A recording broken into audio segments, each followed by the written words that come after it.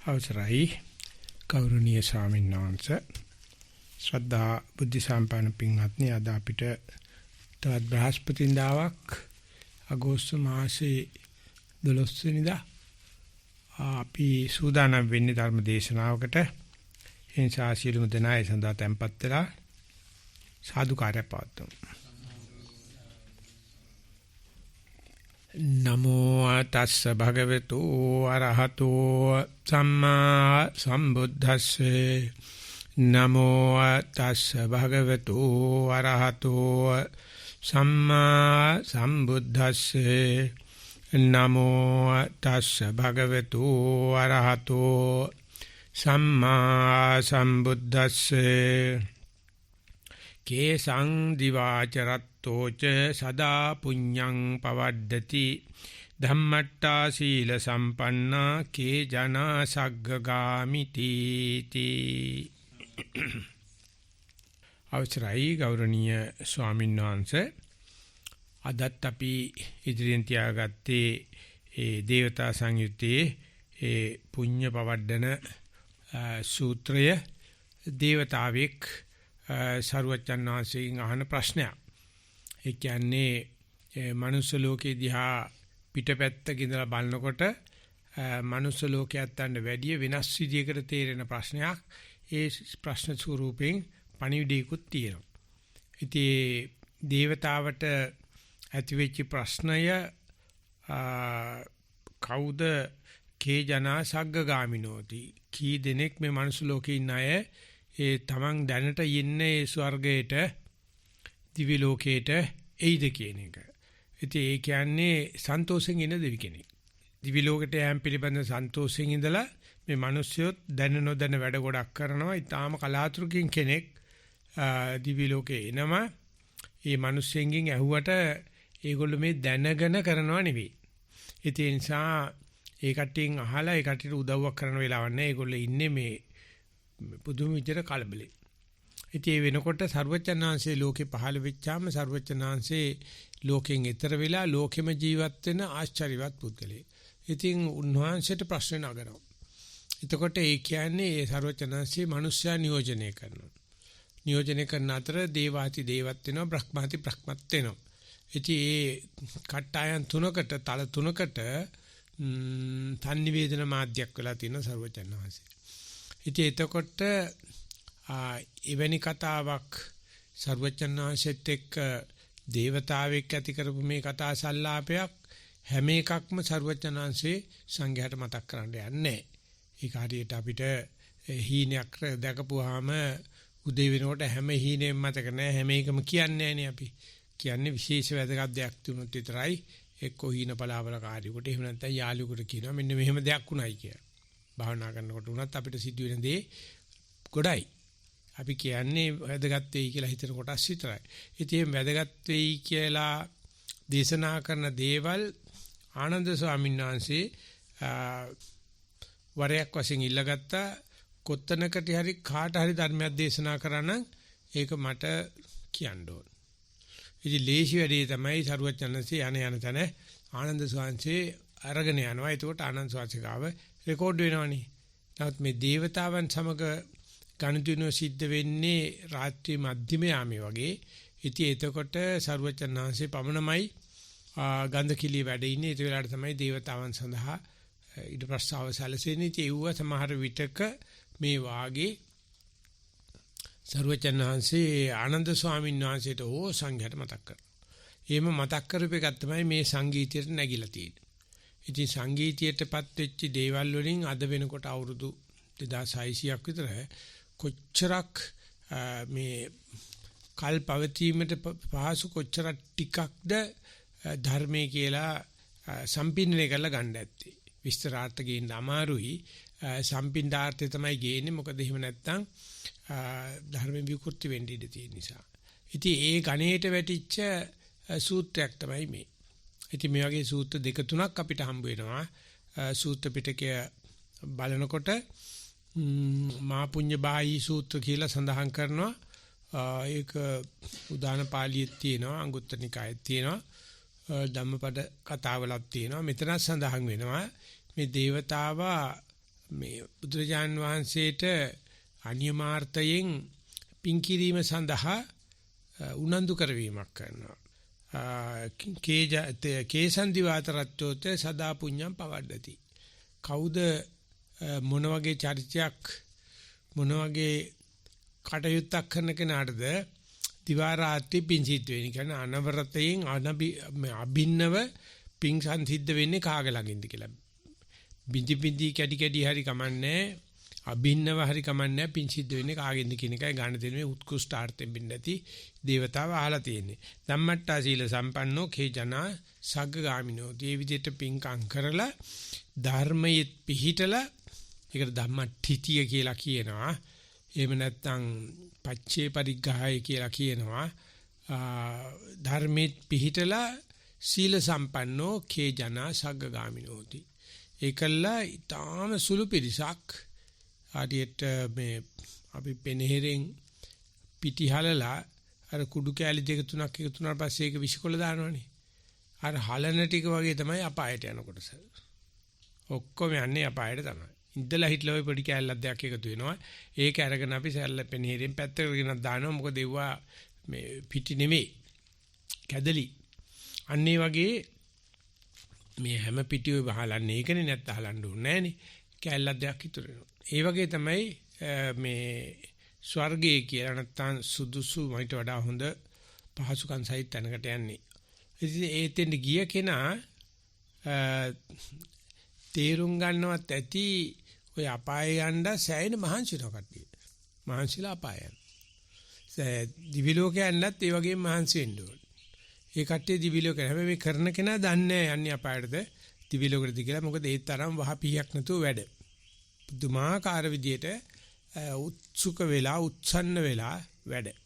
මේ ඔය කොවිඩ් වගේ වසංගතයක් තියෙන වෙලාවක ආර්ථික උද්දමනයක් ආර්ථික අවපාතනයක් තියෙන වෙලාවට මිනිස්සු පුදුම දෙවිල්ලකටපත් වෙනවා. පුදුම තැවිල්ලකටපත් වෙනවා. පුදුම ආතතිගත වෙනවා.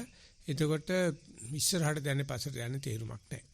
ඉතින් එහෙම වෙලාදී මනසට යන්තම් බඩ විතරක් ගන්න එක තියෙද්දි ওই දිවි ලෝක ගමන් වගේ කල්පනා කරන ඉන්න වෙලාවක් නෑ. ඒ වගේම තමන් කල්පනා කරගත්තත් දරුවන්ට, දෙමව්පියන්ට, යාළුවන්ට ඒක සමාදම් කරව ගන්න වෙලාවක් නෑ. ඒකට ගොඩක් සාමය අවශ්‍යයි. ඉතින් මේ වගේ කලබලකාරී අවස්ථාවල හරි අඩුයි. ඉතින් එතකොට දේවතාවට පේනවා මිනිස්සු මොකකින් හරි තවුල් කරගෙන මේ හොඳ නරක දෙක තේරුම් ගන්න නැතුව තමයි වැඩ කරන්නේ. ඒකට එලෝ මෙලෝ දන්නේ නැති කාලයක් කියලා කියනවා. ඒ වගේම මේ දේවතාව යම් පිටියකට උපක්‍රමයක් කරනවා සරුවච්චන් වහන්සේට නිකම් මම දිවි ලෝකේ ඉන්නේ කවුද දිවි ලෝකේ එන බවට කටයුතු කරන්නේ ඔබ වහන්සේ ඒක අනුමත කරනවද ඔබ වහන්සේට පේන්නේ කොයි වගේ කෙනෙක් දිවි ලෝකේ ඉද කියලා අහන්නේ ඒක උනන්දු කරවීමක් ඒක ධෛර්ය කිරීමක් ඒක liwalla පුඤ්ඤ භාගී නැත්තම් කේසන්දි වාචරත්තෝච සදා පුඤ්ඤම් පවඩ්ඩති. පිං වැඩිම තමයි දිව්‍යඥාන්සේ ඉඟි කරන මාර්ගය. ඉතින් ඊට සාපේක්ෂව භෞතිකවාදීන් කියනවා පිං කරනවා කියන එක ආගමික න්‍යායක්. ආගම් කතුරුන් වහන්සේලා තමන්ගේ මඩිචලේ තර කර ගන්න කරන වැඩක්. අර ඊටම අමාරුවෙන් හම්බ කරන සත් දෙකක් සත් 10ක් එමෙතන රුපියල් දෙකක් පිං කැටියට දාන්න කියලා කියනවා. ඊගාවාත්මේ දිවි ලෝකයන් මේ ආත්මේ කඹරනවා. ඒ අනාගතය සැප දෙඤ්ඤම් කියලා පොරොන්දුවකට පොකට් එකේ තියෙන රුපියල් 10ට ගහනවා. දැන් නම් 10 කියලා හරියන්නේ නැහැ. ඉතින් ඒ දවස්වල රුපියල් 10 ලොකු දෙයක් තමයි. ඉතින් මේ මත දෙකම තියෙනකොට ඒ සාමාන්‍ය මිනිස්සුયો ඒ වගේ පින් කරන්න ඕනේ නැත. ඒක නෙවෙයි කල යුත්තේ මේ Taman කියා කරේ හම්බ කරන කාපන් මේ භස්ම භූතස්මින් ශරීරං පුනරාගමනං කෘතක්. මේ භස්ම භූත වූ මේ ශරීරයේ ආය කොහෙද ආපහු වීමක් තියෙන. උඹ ණය වෙලා හරි ගිරිතෙල් කාලා හිටපන්. දැන් අපි ලංකාවට වෙලා තියෙන එකනේ කාලා දැන් මේ පොලි ගෙවා ගන්න විදියක් නැතුව දැන් අර පිටියක් හොයන කෙනෙක් වගේ ගත කරනවා. පොලි ටික ගෙවා ගන්න විදියක් නැතුව. ණය ගැනීම නෙමෙයි ප්‍රශ්න තියෙන්නේ දැන්. කිසිම කෙනෙක් දෙන්නේ නැහැ. මොකද එක උපදින්න ඉන්න ළමෙක් පවා ලක්ෂ 60ක් විතර ණයයිලු. මන් දන්නේ ගානනම් හරියට මොකද කියලා සමහරට නඩු දායුව කියන්නේ කියලා. කෙසේ නමුත් ණයයි. මේ ඉපදින්න හැම දරුවෙක්ම අපි දැනට නම් බොහොම සුඛෝපභෝගී විදියට තට්ටු මහල් ගෙවල් වල අධිවේගී මාර්ග වල ගමන් කරනවා. හැබැයි මේ ඉස්සරහට ණය තියලා වෙලා තියෙන්නේ. ඉතින් ණයයි දෙකම සමානයි. යාද දුවන්නේම කල්බදු ක්‍රමයකට දුවන ආර්ථිකයක් තියෙන. ඉතින් එතකොට ඔය ස්වර්ගයක් ගැන කතා කර කර ඉන්න වෙලාවක් නැහැ. කීයක් හරි ණයට අරගෙන කීයක් හරි යටිමඩි ගහලා මේ විශාල වැඩක් කරුවයි කියලා කෑ ගහන එකත් පිනක් කියාගෙන ඉන්නවා. ඉතින් රාජ්‍ය නායකයෝ කීප දෙනෙක් අප්‍රිකාවේ කියලා කියන්නේ ගඟක් අයිනේ තියෙන විශාල මේ හෝටලයක ගත කරන ගම ඉතින් යා එක එකනා කියනවලු මේ විදේශ ආධාරයෙන් මම 120ක් මම ගන්නව කොහොමඩක්වත් ඒක මගේ හැටි මගේ කැබිනට් එකේ කවුරක්වත් මට එහෙම කරා. ඊට පස්සේ ගාලු උඹ හොඳයි බං අපේ 40ක් ගන්නවයි. අපි 140ක් ගන්නවා. ඒක තමයි ඉතින් අපි ඒකල තමයි මේ විදිහට ඉතින් මේ අපි දුප්පත් ජාතියක් වුණාට මෙහෙම හෝටල් වල ගත කරන්න කියලා. එතකොට ਉਹ කිව්වලු මේ ප්‍රොජෙක්ට්ස් යනවා. ඉතින් පුළුවන් තරම් වැඩි කර ගන්නවා ප්‍රොජෙක්ට්ස් ගන්න. මොකද එතකොට මේ එතනින් රාජ්‍ය නායකවලු මේ ගංගේ අර උඩ ඉහළ කෙළවරේ මේ පාලමක් පේනව නේද කියලා ඇහුවලු. ඉතින් ඔක්කොම නැමි වැළුවලු උතර පාලමක්වත් එහෙම මේ ජල විදුලි බලාගාරයක්වත් නැහැ කියලා කිව්වලු. ඒකේ 100%ක්ම ගහලා තියෙන කිව්වලු මම. ඉතින් ඔක්කොම මං ගැහුවා උතන එන්න තිබුණ ප්‍රොජෙක්ට් එකක් ඒක 100%ක්ම ගහලා තියෙන කිව්වලු. ඉතින් ඔච්චර තමයි රාජ්‍ය මෙහෙවනවා කියන්නේ. කොහෙන් හරි ගන්නව අරගන්න එකෙන් මෙච්චර මඩිචලේට යනවා ඊට පස්සේ කොන්ත්‍රාත් කාර්යයට ඔහොම ගිහිල්ලා ඔය ඉදපු ගම ඔය මේ වටපිට තියෙන මේ හැරි පාලම් දෙක තුනක් බහිනවා දැන් පාලම. එහෙමද කොන්ක්‍රීට් දාලා රෑට ඇවිල්ලා කම්බි ටික අදිනවා. ගැට ගහන්නේ ඒ තාලෙට. ඔය ඉන්ජිනේර්ස්ලාට hina යනවා එතකොට.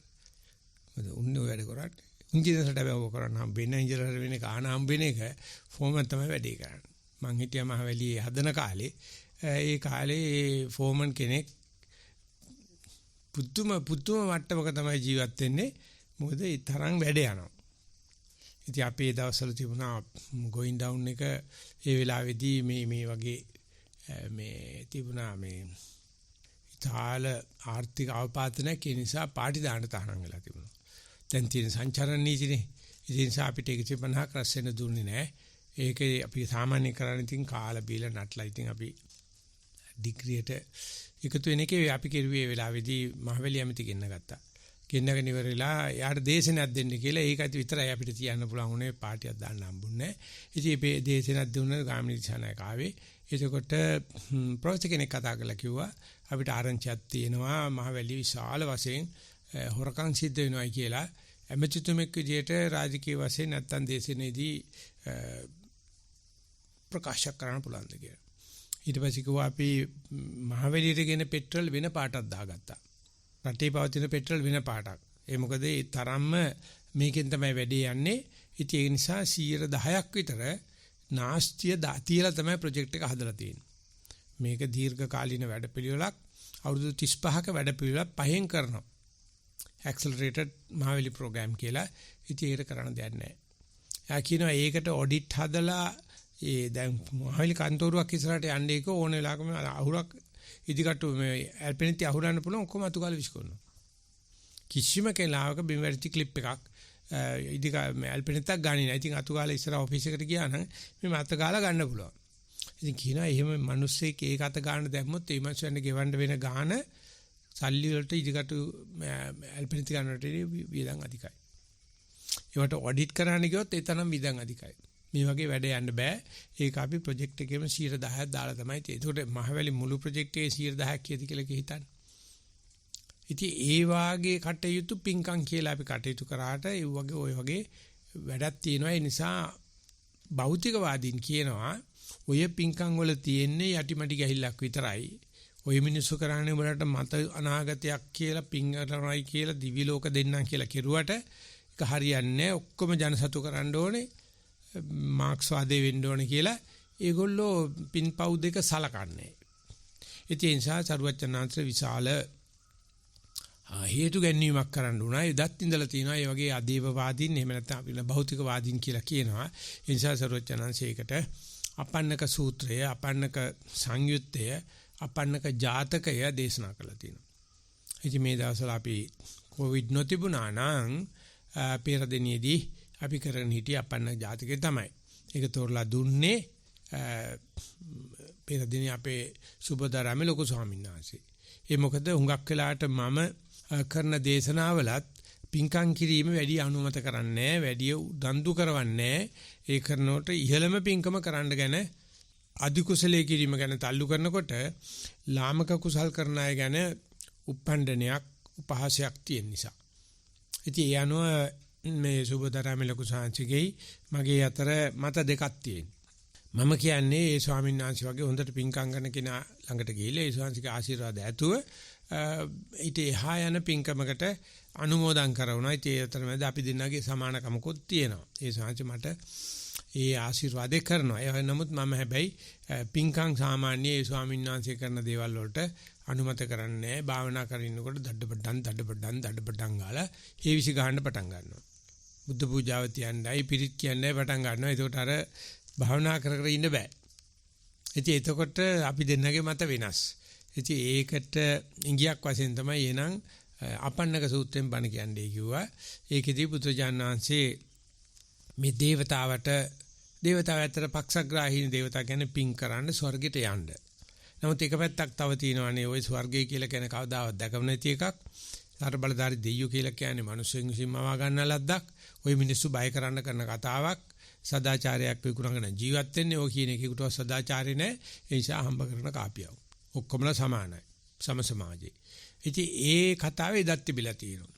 මම හිතන්නේ ඔය සත්‍යාස්ත්‍රුන්ගේ එක්කෙනෙක් ඉඳලා තිනවා මේ පැත්තේ. ඉතින් එතකොට මේ අපන්නක සූත්‍රයේදී සරුවචනාංශේ කතා කරලා කියනවා මේ ප්‍රදේශයට ගිහිල්ලා දැන් ඕගොල්ලෝ වොම කීකරුව වැදගත් නැත්තන් කන් නොමාගෙන නැත්තම් ගෞරවයෙන් බණ අහගෙන ඉන්නකොට සමහරු කියනවා නේද අත්ති දිත්තං අත්ති දින්නම් අත්ති මොහුතං අත්ති සුකට දුක්කටාණං කම්මාණං පලාණං ආදි වශයෙන් දානේ ආනිසංස තියෙනවා දෙමාපියන් සලකන කේ ආනිසංස තියෙනවා තයතයගේ ජීමේ ආනිසංස තියෙනවා එලෝ මෙලෝ තියෙනවා කර්මේශා කර්මඵලයේ තියෙනවා කියලා කියනත්ව අහලා තියෙනවා. ඉතින් කියනවා ඔව් කියලා. එතකොට කියනවා තව කෙනෙක් ඇවිල්ලා කියනවා නේද නත්ති දින්නම් නත්ති ඉත්තං නත්ති හුතං නාදී වශයෙන් දන් දීලා වැඩක් නැහැ. ඒ පූජා වට්ටපැත්තින් ඇති වැඩක් නැහැ. දෙමාපියන් සලකලා ඇති වැඩක් නැහැ. එලොක් මෙලොක් ඇත්තේ නැහැ. මේ ලෝකේ කාල ජීවත් වෙන්න ඕනේ කියන කට්ටියත් ඉන්නවා නේද කියලා. එතකොට ඒගොල්ලත් මුණ බලන්න කියනවා. එහෙම කරන්න ඇත්තොත් අපේ වේදිකාවට ඇවිල්ලා බණ කියනවා. බොහොම චතුරව බණ කියනවා. ඒ කියන්නේ මේ මිනිස්සුયો බන්දාගෙන මිනිස්යන් ලව්වා මේ බයලජ්ජාවක් බයලජ්ජාට පිංකම් කරන අදහසින් ඒගොල්ලෝ කරන්නේ ඒකෙන් කොමිෂන් ගන්න එක. කුට්ටිය කඩා ගන්න එක. ඒගොල්ලෝ කියන දේ කරන්නේ නැහැ. ඒ නිසා උඹලා අහුවෙන්න එපා. උඹලා හම්බ කරගත්තොත් උඹලට කන්න පුළුවන් කියන જાති ඉන්නවා. ඒතර පුත්‍රයන්සේ අහනවා මේ දෙක හරියටම එකිනෙකට විරුද්ධ බව තේරෙන්නේ නැද්ද කියලා. පිංකම් කරන්න, දන් දෙන්න, පූජා පවත්වන්න, බලි පූජා කරන්න, දෙමාපියන් සලකන්න කළ දේ හොඳයි. එලොක් මෙලොක් තියෙනවා, ඕපවාතිකමක් තියෙනවා කියන එකයි ඒව එකක්වත් නැහැ කියන එක දෙක විරුද්ධ නැද්ද කියලා අහනවා. ඒ කියන්නේ අර මිනිස්සු තුළ ඇති වෙලා තිබුණ නැති දාර්ශනික ප්‍රශ්නයක් බුදුරජාණන්සේ මතු කරනවා. එතකොට ඒගොල්ලෝ කියනවා ඇත්ත තමයි. එතකොට බුදුරජාණන්සේ කියනවා එතකොට කොහොමද ඕගොල්ලෝ මේ පවුලක් කන ගමන් රස්සාවක් කරන ගමන් මේ වගේ මත දෙකක් දරාගෙන කටයුතු කරන්න කියලා. මේකට මොකද්ද ඇත්තට මේ මිනිස්සු අහන ප්‍රශ්නයක් නෙවෙයි මේ. සරුවචනාංශය ඒගොල්ලන්ට ප්‍රශ්නයක් කරනවා මේ දුන් දෙයි විපාක ඇත නැත කියන කට්ටිය එහෙම එකක් නැහැ. හොරකම් කරන හැටි කමන්නේ නැහැ. කාපල්ලා. කෑවොත් බඩේපත් කියන කතාවයි දෙක. ඉතින් ඒකට තමයි මේ අපන්නක සූත්‍රය දිගාරින්නේ. ඒ දිගාරපු අපන්නක සූත්‍රයේ තමයි අපි එදත් මතක් කරේ මේ අලගියන්න මොක වැටි මතක් කරන්නේ ඇතත් නැතත් පරලොව සුදනෙනි මහත හලොත් යේකි පව්කම් නොත බාමහිත ඇතතත් නැතයි පව් කලහට වේවිපත නැතත් එපර ලොව ඉන් වෙන අවඩ නැත කියලා. ඔය අපන්නක සූත්‍රය තමයි පිටු කරලා කතා කරන්නේ. ඇතත් නැතත් පරලොවි සුදනෙනි මහතේ ඔය කමාර කියනවා පරලොක් නැහැ කියලා. තියෙන්නේ තිබේව නැත්තේ නැති ඒවා.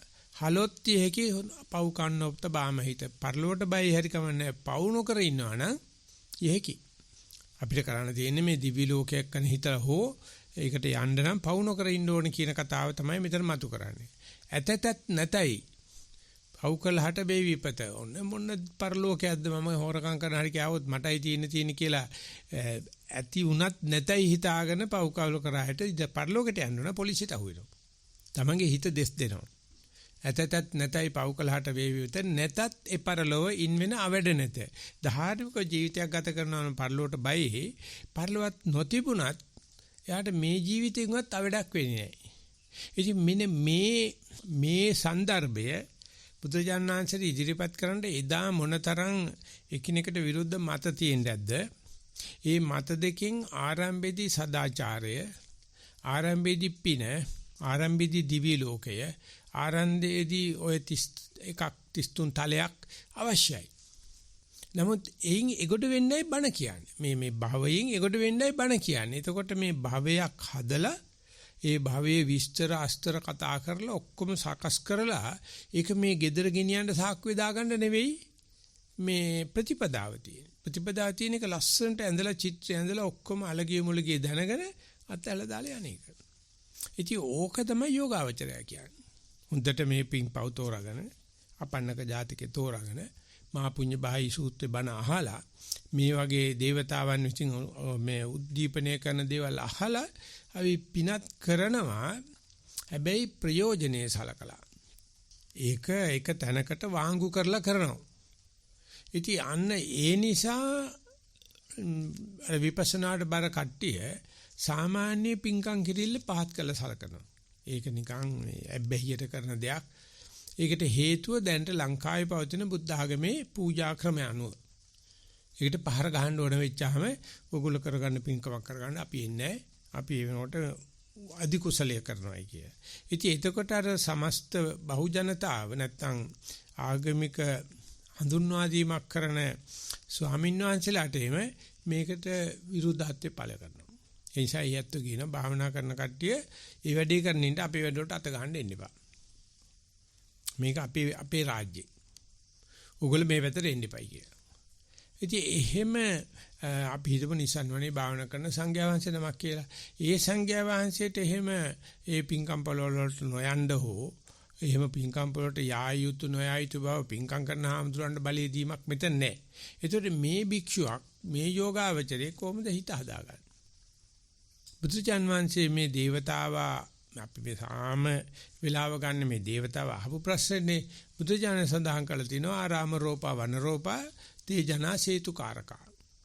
මේ දේවතාවට ප්‍රශ්න කරනවා යම් කිසි කෙනෙක් ආරාම හදනවා නම් මල්පල හට ගන්න ගස් වන රෝපා මොනවා හරි ගස් කැඳගත් හරි කමන්නේ වවනවා නම් තේ ජනා සේතුකාරකා යම් කිසි කෙනෙක් ඒ දඬු පාලම් හදනවා නම් එයාට දිවා රාත්‍රී පිං පිරෙනවා. අපි ගහක් හදුවාම ඒ ගහ පැලුණාට පස්සේ ඒ ගහේ මල්පල හට ගැනීම දිවා රාත්‍රී සිද්ධ වෙනවා. හේවන දීම දිවා රාත්‍රී සිද්ධ වෙනවා. ඇවිල්ලා ඒක යට ඉඳ ගන්න ප්‍රමාණය මිනිස්සු රැයද ඉන්නේ දවල් ඉන්නේ නැහැ. ඒ ගහෙන් හේවන ලබනවා. මේ හැම වෙලාවකම Tamanට දිවා රාත්‍රී පිම්පෙනවා. ඒ වගේම ඒ දඬු පාලමක් ඒ දණ්ඩක් පාලමක් හදලා තිබ්බහම ඒකේ සතා සර්පයා වුණත් ඒකට වෙනවනේ. රැයත් ඒකට වෙනවා. දවලුත් ඒකට වෙනවා. ඒ මිනිස්සු ප්‍රසාදයක් පහල කරනවානේ. මේ ගමේ ඉන්න මිනිස්සු නිසා අපිට වතුර බහැලා යන දෙයක් නැහැනේ. ඒක පිළිබඳව මේ ලංකාවේ පිටරටවල ගොඩාක් ආර්ථික සංවර්ධනයට හේතුව විශාල ඒදණු පාලම් හදලා විශාල හයිවේස් හදපු නිසා. ඉතින් එතකොට ලංකාවේ සෑහෙන ප්‍රගතියක් තිබුණාට ලංකාවේ ඒදණු පාලම් සහ පාරවල් නැත්තේ ඇයි කියලා රොබර්ට් නොක්ස් ලියනවා. ලංකාවේ ගත කරපු එංගලන්ත ජාතික හිරකාරයෙක්. යා කියනවා ඒදණු පාලම් තිබුණොත් සතුරට ඇවිල්ලා රටේ ගන්ධ නවුලට ගිහිලා විනාශ කරන්න පුළුවන්. ඒ නිසා පරංගියා කෝට්ටේ ගියා වගේ කරකවගෙන තමයි මේක යන්න තියෙන්නේ. කෙලින් යන්න බෑ කිසිම තැනකට. දැන් උනත් ජර්මනියට ගිහලා බැලුවොත් කිසිම තැනක ඇඩ්‍රස් එක ලියලා නැහැ. දෙවෙනි ලෝක යුද්ධයට හදපු ගමන් තියෙන්නේ.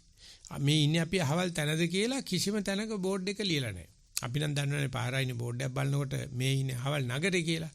එහෙම නැත්නම් ඇඩ්‍රස් එක තියෙනවනේ. කඩේ නම නෙවෙයිනේ තියෙන්නේ. ජර්මන් වල නැහැ. කවුරක්වත් පාරේකට කියන්නෙත් නැද්ද දන්නෙත් නැහැ. ඉතින් එතකොට හතුරට පාර හොයන්න යන්න බෑ. එතකොට ඒදඬු පාලම් දාලා තිබුණොත් එimhe හතුරට යන්න පුළුවන්. මේ කලිසම දින්නෙත් නැහැ.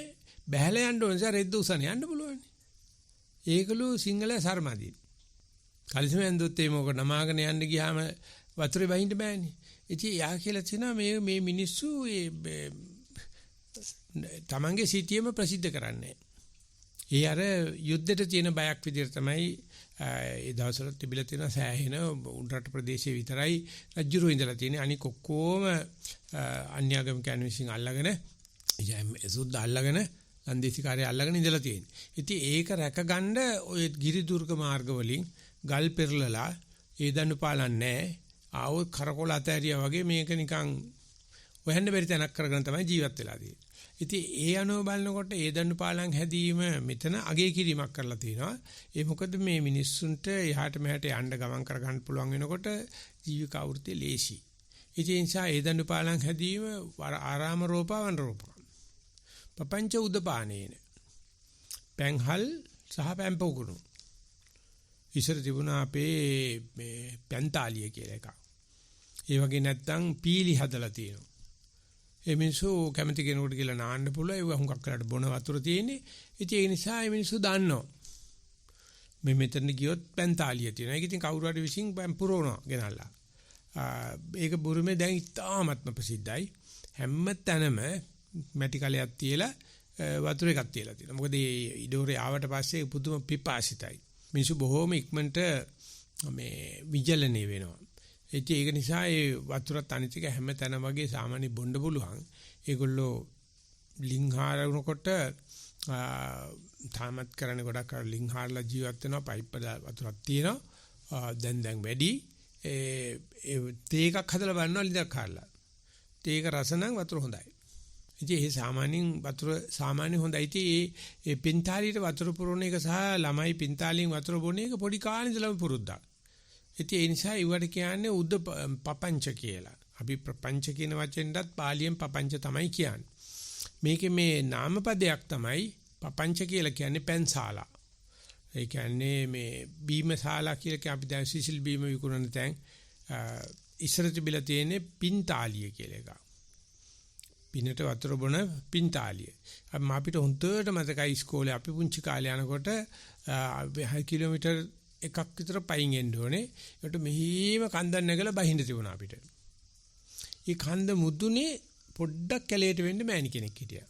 තාම මන් දන්නේ ඒක තියෙනවද කියලා. ඒ මෑණියෝ කන්ද උඩ ලීවලි බංකුවක් හදලා වතුර කලයක් තියාගෙන ඉන්නවා අපි ඉස්කෝලේ යලා එනකොට. පොල් කට්ටෙන් වතුර ගාවක් කලා දෙනවා. සමහර වෙලාවට සීනි බෝලයක් දෙනවා. ඉතින් අපි එන්නේ ඉස්කෝලේ අරගෙන පිම්මේ තමයි යොතෙන්නේ. එතකොට අර බොන වතුරකට වැඩිය දාඩි දානවා. ඊට මේ මෑණියෝන්ගේ ඉන්නකොට අපි දන්නේ නැහැ අපිට පේන්නේ සුරංගනාවියක් ඇවිල්ලා ඉන්නා වගේ. ඒ වෙලාවට විතරයි පේන්නේ තියෙන්නේ. කවදාකවත් මේ මෑණියෝ කොහෙද ඉන්නේ සමහර වෙලාවක ඇලට ඇවිල්ලා නාල යනවා පේනවා උපස්ථායිකාවත් එක්ක. මේ ඔය කියන්නේ 50 ගණන් වල. නැත්තම් 60 මුල්ම කාලේ 61 62 විතර ඒ පින්තාලිය මතකයි මේ මෑණියෝ පෙත්තට තියලා යන්නේ කලේ අරගෙන ඇවිල්ලා ඉස්කෝල ළමයි එන වෙලාවට වතුර දෙනවා. ඉතින් ඒවට පපංච කියලා කියනවා. උදපාන කියලා කියන්නේ පාරයිනේ පෙම්පකුණු සකස් කරලා තියෙනවා කාට හරි නාන්න කරන්න එනත වතුර ටිකක් බොන්න මේ ටික තමයි සරුවචනංශෙ පෙන්නන්නේ සදා පුඤ්ඤම් පවඩ්ඩති කියලා. ඉතින් මෙව්ව කරන්න එපා කියන එකද නැත්නම් ඒව රජයෙන් ඔක්කොම කරන්න ඕනේ රටවැසියට ඒව කරන්න. ඒගොල්ලෝ ෆැක්ටරියට ගිහිල්ලා වැඩ කරන්න ඕනේ. ඒක liverලා ඔක්කොම සම සමාජ වෙන්න ඕනේ කියන කතාවක් ඒ ඔය සෝවියට් දේශේ නැත්නම් ඒ කොමියුනිස්ට් රාජ්‍ය තියෙන කාලේ තිබුණා. ඒ වෙනුවට අනිත් පැත්තෙන් කතා කරලා කියනවා හැකි ඇත්ත පුළුවන් තරම් අනික් අයට දන් දෙන්න ඕනේ. ඒ දෙකෙන්ම සිද්ධ වෙන්නේ ආර්ථිකයේ සමසේ බෙදී යෑම. අද තියෙන්නේ ඇත්තකට ඔක්කොම සල්ලි එකතු වෙනවා. අර ලොරෙන්ස් කර්ව් එකේ ඇති අයට ඇති 100% මුළු ආර්ථිකයෙන් 50% විතර සාක්කුවේ දාගෙන ඉන්නවා. ඒගොල්ලෝ තමයි නීති හදන්නේ, ඒගොල්ලෝ තමයි නඩු කියන්නේ, ඒගොල්ලෝ තමයි පත්‍ර අයිතිකාරයෝ, ඒගොල්ලෝ තමයි බැංකු අයිතිකාරයෝ, ඒගොල්ලෝ තමයි රාජ්‍ය බලය තියෙන්නේ, ඒගොල්ලෝ විතර ඡන්ද බලය තියෙන්නේ. ඒගොල්ලෝ නීති හදා ගන්න. මොකටද හදන්නේ? අර 99% අනිකුත් ජනතාව අරට උලා කාලා ජීවත් වෙන එකට. අපි ඒකට ඒකාධිපතිවාදී කියලා කියනවා. එහෙනම් අධිරාජ්‍යවාදී කියලා කියනවා. ඒ ඔය අතරමැදත් එක මට්ටම් තියෙනවා. කොයි එකෙත් වෙලා තියෙන්නේ ආර්ථිකයේ සමසේ බෙදෙන්නේ නැහැ. ඉතින් ඒක බුදුරජාණන් වහන්සේ ඒක පිළිබඳව මතපල කරලා නැහැ. ඒක කර්මානුරූපව තමයි සිද්ධ වෙන්නේ. ආර්ථික විශේෂඥයා කියනවා නෑ මේ වැඩි ආර්ථික ලබන කට්ටිය CSR දාලා cooperative social responsibility කියලා ඒගොල්ලෝ ආව ආදායම් බද්දෙන් දෙන සල්ලි ඕන තැනකට දෙන්න පුළුවන් කියලා. ඒව තන්නේ කර කල්ැතුවල හැටි කරපු ප්‍රෝඩාවල් ටිකක් ඔගේ තියෙන. එතකොට එහෙම නැත්නම් සියල්ලටම සමසේ බෙදලා දෙනවයි කියන එක කරගන්න බෑ. අහුවාම කියන කොමියුනිස්ට් කට්ටිය ඒක කරන්න පුළුවන් මුළු ලෝකෙම කොමියුනිස්ට් වුණාට පස්සේ. එතකන් ඒ කොමියුනිස්ට් පාර්ටි එකේ ඉන්න කට්ටිය ටිකක් සැප විඳින්න ඕනේ. ඉතින් ඒගොල්ලන්ගේ චරිතය දිහා බලනකොට ඉතින් ලංකාවේ කොමියුනිස්ට් කාණන්ගේ චරිතය බලලා කීත හැකිනේ. ඉතින් මේ දෙකම කරන්න බෑ. එතකොට කර්මේ සහ කර්මඵල එකක් කියලා එකක් තියෙනවානේ. ඉතින් ඒ සඳහා ආර්ථික විසුම බෙදෙන එක කම්මං සත්‍යේ විභජති යදිදං හීනප්පනීතතා. ඉතින් ඒකත් තියාගෙන මේ අපන්නක ප්‍රතිපදාව කොහොමද කරන්නේ? මම මේ කර්මයේ ඇත්තේ තියෙනවා නැත්තේම නැහැ කියනවාද නැත්තේම නැහැ කියනවාද කියන දෙකෙන් එකට ගියොත් අන්තවාදී කියන එක බුදුරජාණන් වහන්සේ සඳහන් කරනවා අපන්නක සූත්‍රයේ. ඉතින් කවුරු හරි කියනවා නම් බුද්ධ ආගමේ මේ සති මාත්‍රේ වඩන්න සතිමත් වෙන්න කර්මේ සහ කර්මවලේ පිළිගන්න ඕනේ කියලා අපන්නක සූත්‍රයෙන් කියන්නන්න පුළුවන් නෑ. එහෙම එකක් අවශ්‍ය නෑ. සතිය වගේ වැඩිම වගේ දෙයකට ආනාපාන සතිය කරන්න කර්මේ පිළිගත්තත් එකයි නැතත් එකයි. ඒකයි බටහිරට මේක යන්න පුළුවන්. මොකද ඒ රටවල් වල පැහැදිලිවම 1500 දී ප්‍රතිපත්ති මේ තීන්දුවක් ගත්ත පුනරුත්පත්තියක් නැහැ කියලා. ඉස්සර තිබිලා තියෙනවා. බටහිර හිටපු දාර්ශනිකෝ 30ක් 40ක් විතර වගේ කර්ම සහ කර්ම පිළිගත්තා. පස්සේ ඒගොල්ල මේ ආර්ථික ඉස්සර කරන්න ගියාට පස්සේ නේ හම්බ කරගෙන කාපල්ලා කර්මානුරූප ලැබෙන දෙයක් නැහැ කියලා රජයේ ප්‍රතිපත්තිය වශයෙන් කර්ම සහ කර්ම වල නැති කරා. ඒ දැනට සෑහෙන ප්‍රදේශයක් තාම පිළිගන්න. ඒගොල්ලෝ බොක්කේ තියෙනවා මේ පිළිගන්න ගතිය. ආන්නේ මේ කර්මේ සහ කර්මඵලය යටපත් කරන අදහසින් බටහිර රටවල් වල උගන්වීමක් කරන්නේ නැහැ කළ දේ ඵලඵල දේ පිළිබඳව.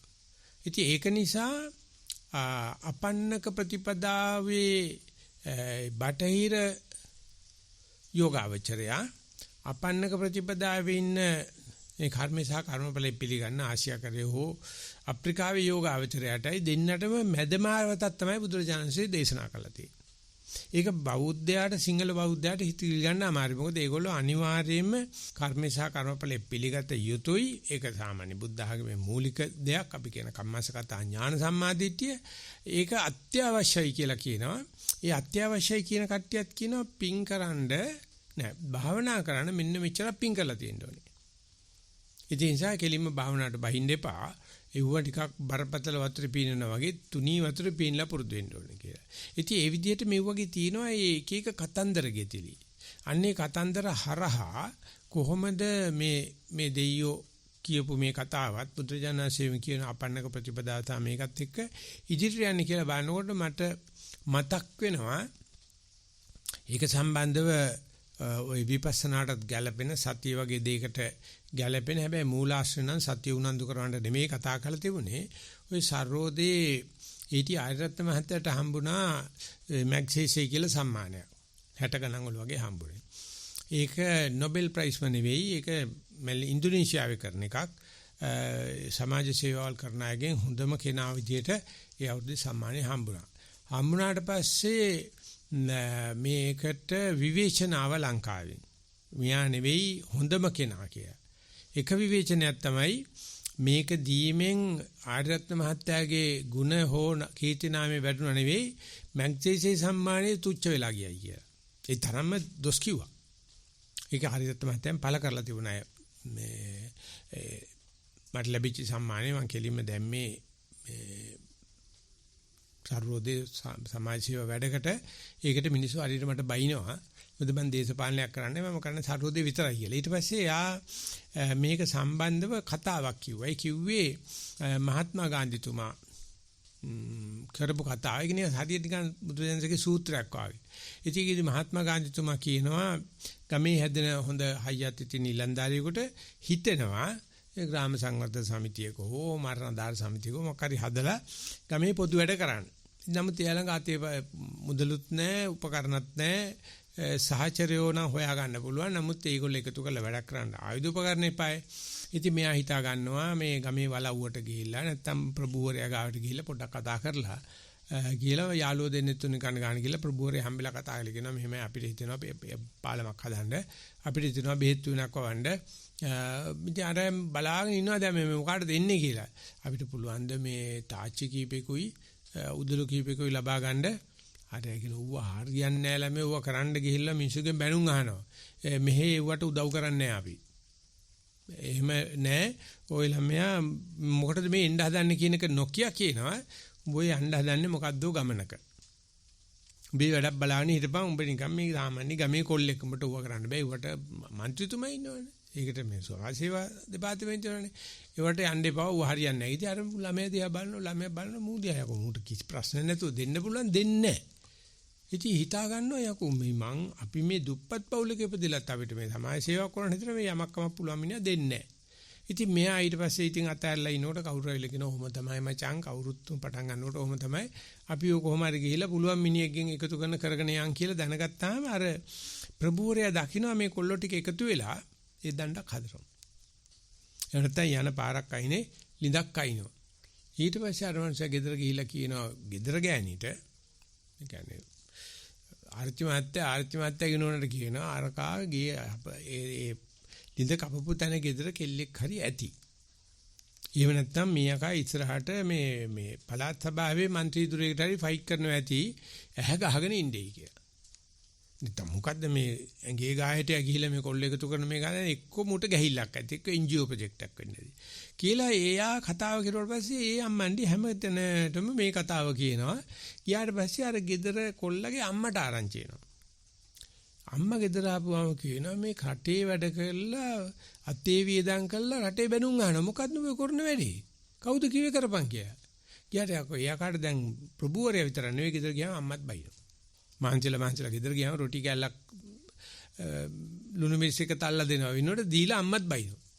ඒතර මූ ගිහිල්ලා යාළුවන්ට කියනවා නැත්තම් කතා කර ගන්නවා යකෝ දැන් අර ප්‍රභූවරයා බයින් එක ඒක උට තේරෙන්නේ නැහැ. ඒක ඉතින් අර මකර පැලැන්තිය වැඩක්නේ. දැන් ගෙදර ගියාම ගෙදරත් බයිනවා. අපි බැන්දා නම් ගෙදර ගෑණි බයිනවා. මේ මොකද්ද උඹ කරන්නේ කියලා. මේ මිනිස්සයා මේ මට්ටම කඩාගෙන යන්න යාට ගිනාපු ඥානයක් ගිනාපු කර්ම ශක්තියක් තියෙන්න ඕනේ. මේ ප්‍රභූවරයා බැන්නත් එහෙම නැත්නම් නිකන් සාමාන්‍ය කටකතා පැතිරුණත් මේ වැඩේ හොඳ දෙයක් නේ. ඒකෙන් කාටවත් සේවයක් වෙනවා කියලා පිරිසත් නම්මගෙන ශ්‍රමදානට ඉදිරියට යන්න පටන් අරගත්තොත් අර ප්‍රභූවරයා ප්‍රසිද්ධියේ කටකතා කියන්න පටන් අර ගන්නවා. වැඩේ හරි නේද මල්ලි අතවල් ගෙදර බඩුවක් ඉන්නවනේ එන ඡන්දෙටනේ අරකයි මේකයි කියලා කටකතා ප්‍රසිද්ධිය කියන්න පටන් ගන්නවා. මිච්ඡර මහන්සිලා වැඩ කරද්දී යාට ඇහෙන්නේ ඇනුම්බස් ඉසලගේ රහස් කටකතා මේක කියන තුන්වෙනි අවස්ථාව කියලා. මේ හොඳට මහන්සිලා වැඩ කරලා කල්ැතුව මේ වැඩ ඇරලා ගෙදර ඇවිල්ලා 4 ඉඳලා 6 වෙනකන් ශ්‍රම දාන කෙරුවත් සෙනසුරාදා හැන්දෑවේ ඉරිදා වැඩ කෙරුවත් මිනිස්සුගෙන් ලැබෙන්නේ අර වගේ කතාවක් කියලා. ඉතින් ගාන්ධිතුමා කියලා තියෙනවා මෙව්වා දන්නේ නැතුව සමාජ සේවයට යන්න එපා. මේ විශාල මකරෙක්. මේවට යනවනම් මේ පාඩම ඉගෙනගෙන ඵලයන්. ඉස්සල්ලා උඹට මිනිස්සු උඩ ඉඳලා බිම දිහා බලලා මොකහටද ළමයා ඔබ යන්න හදන්නේ? ඔව්ව උඹලට හරියන්නේ නැහැ. ඵලෙලා යන්න පැත්තකට එව්වට වෙනම කට්ටිය ඉන්නවා කියලා නිකන් තුණ්ඩම් කරලා දානවා. එහෙම නැත්නම් ගෙදර එනකොට ගෙදර කට කතාව පැතිරලා තියෙනවා. මොකද මේ අහවල් තැනට යනවා කියලා කියන්නේ මොකද්ද මේ වැඩේ කරනවා කියලා කියන්නේ මොකක් හරි එහෙම සම්බන්ධයක් තියෙනවද කියලා ගෙදර මිනිස්සුම ප්‍රශ්න කරනවා.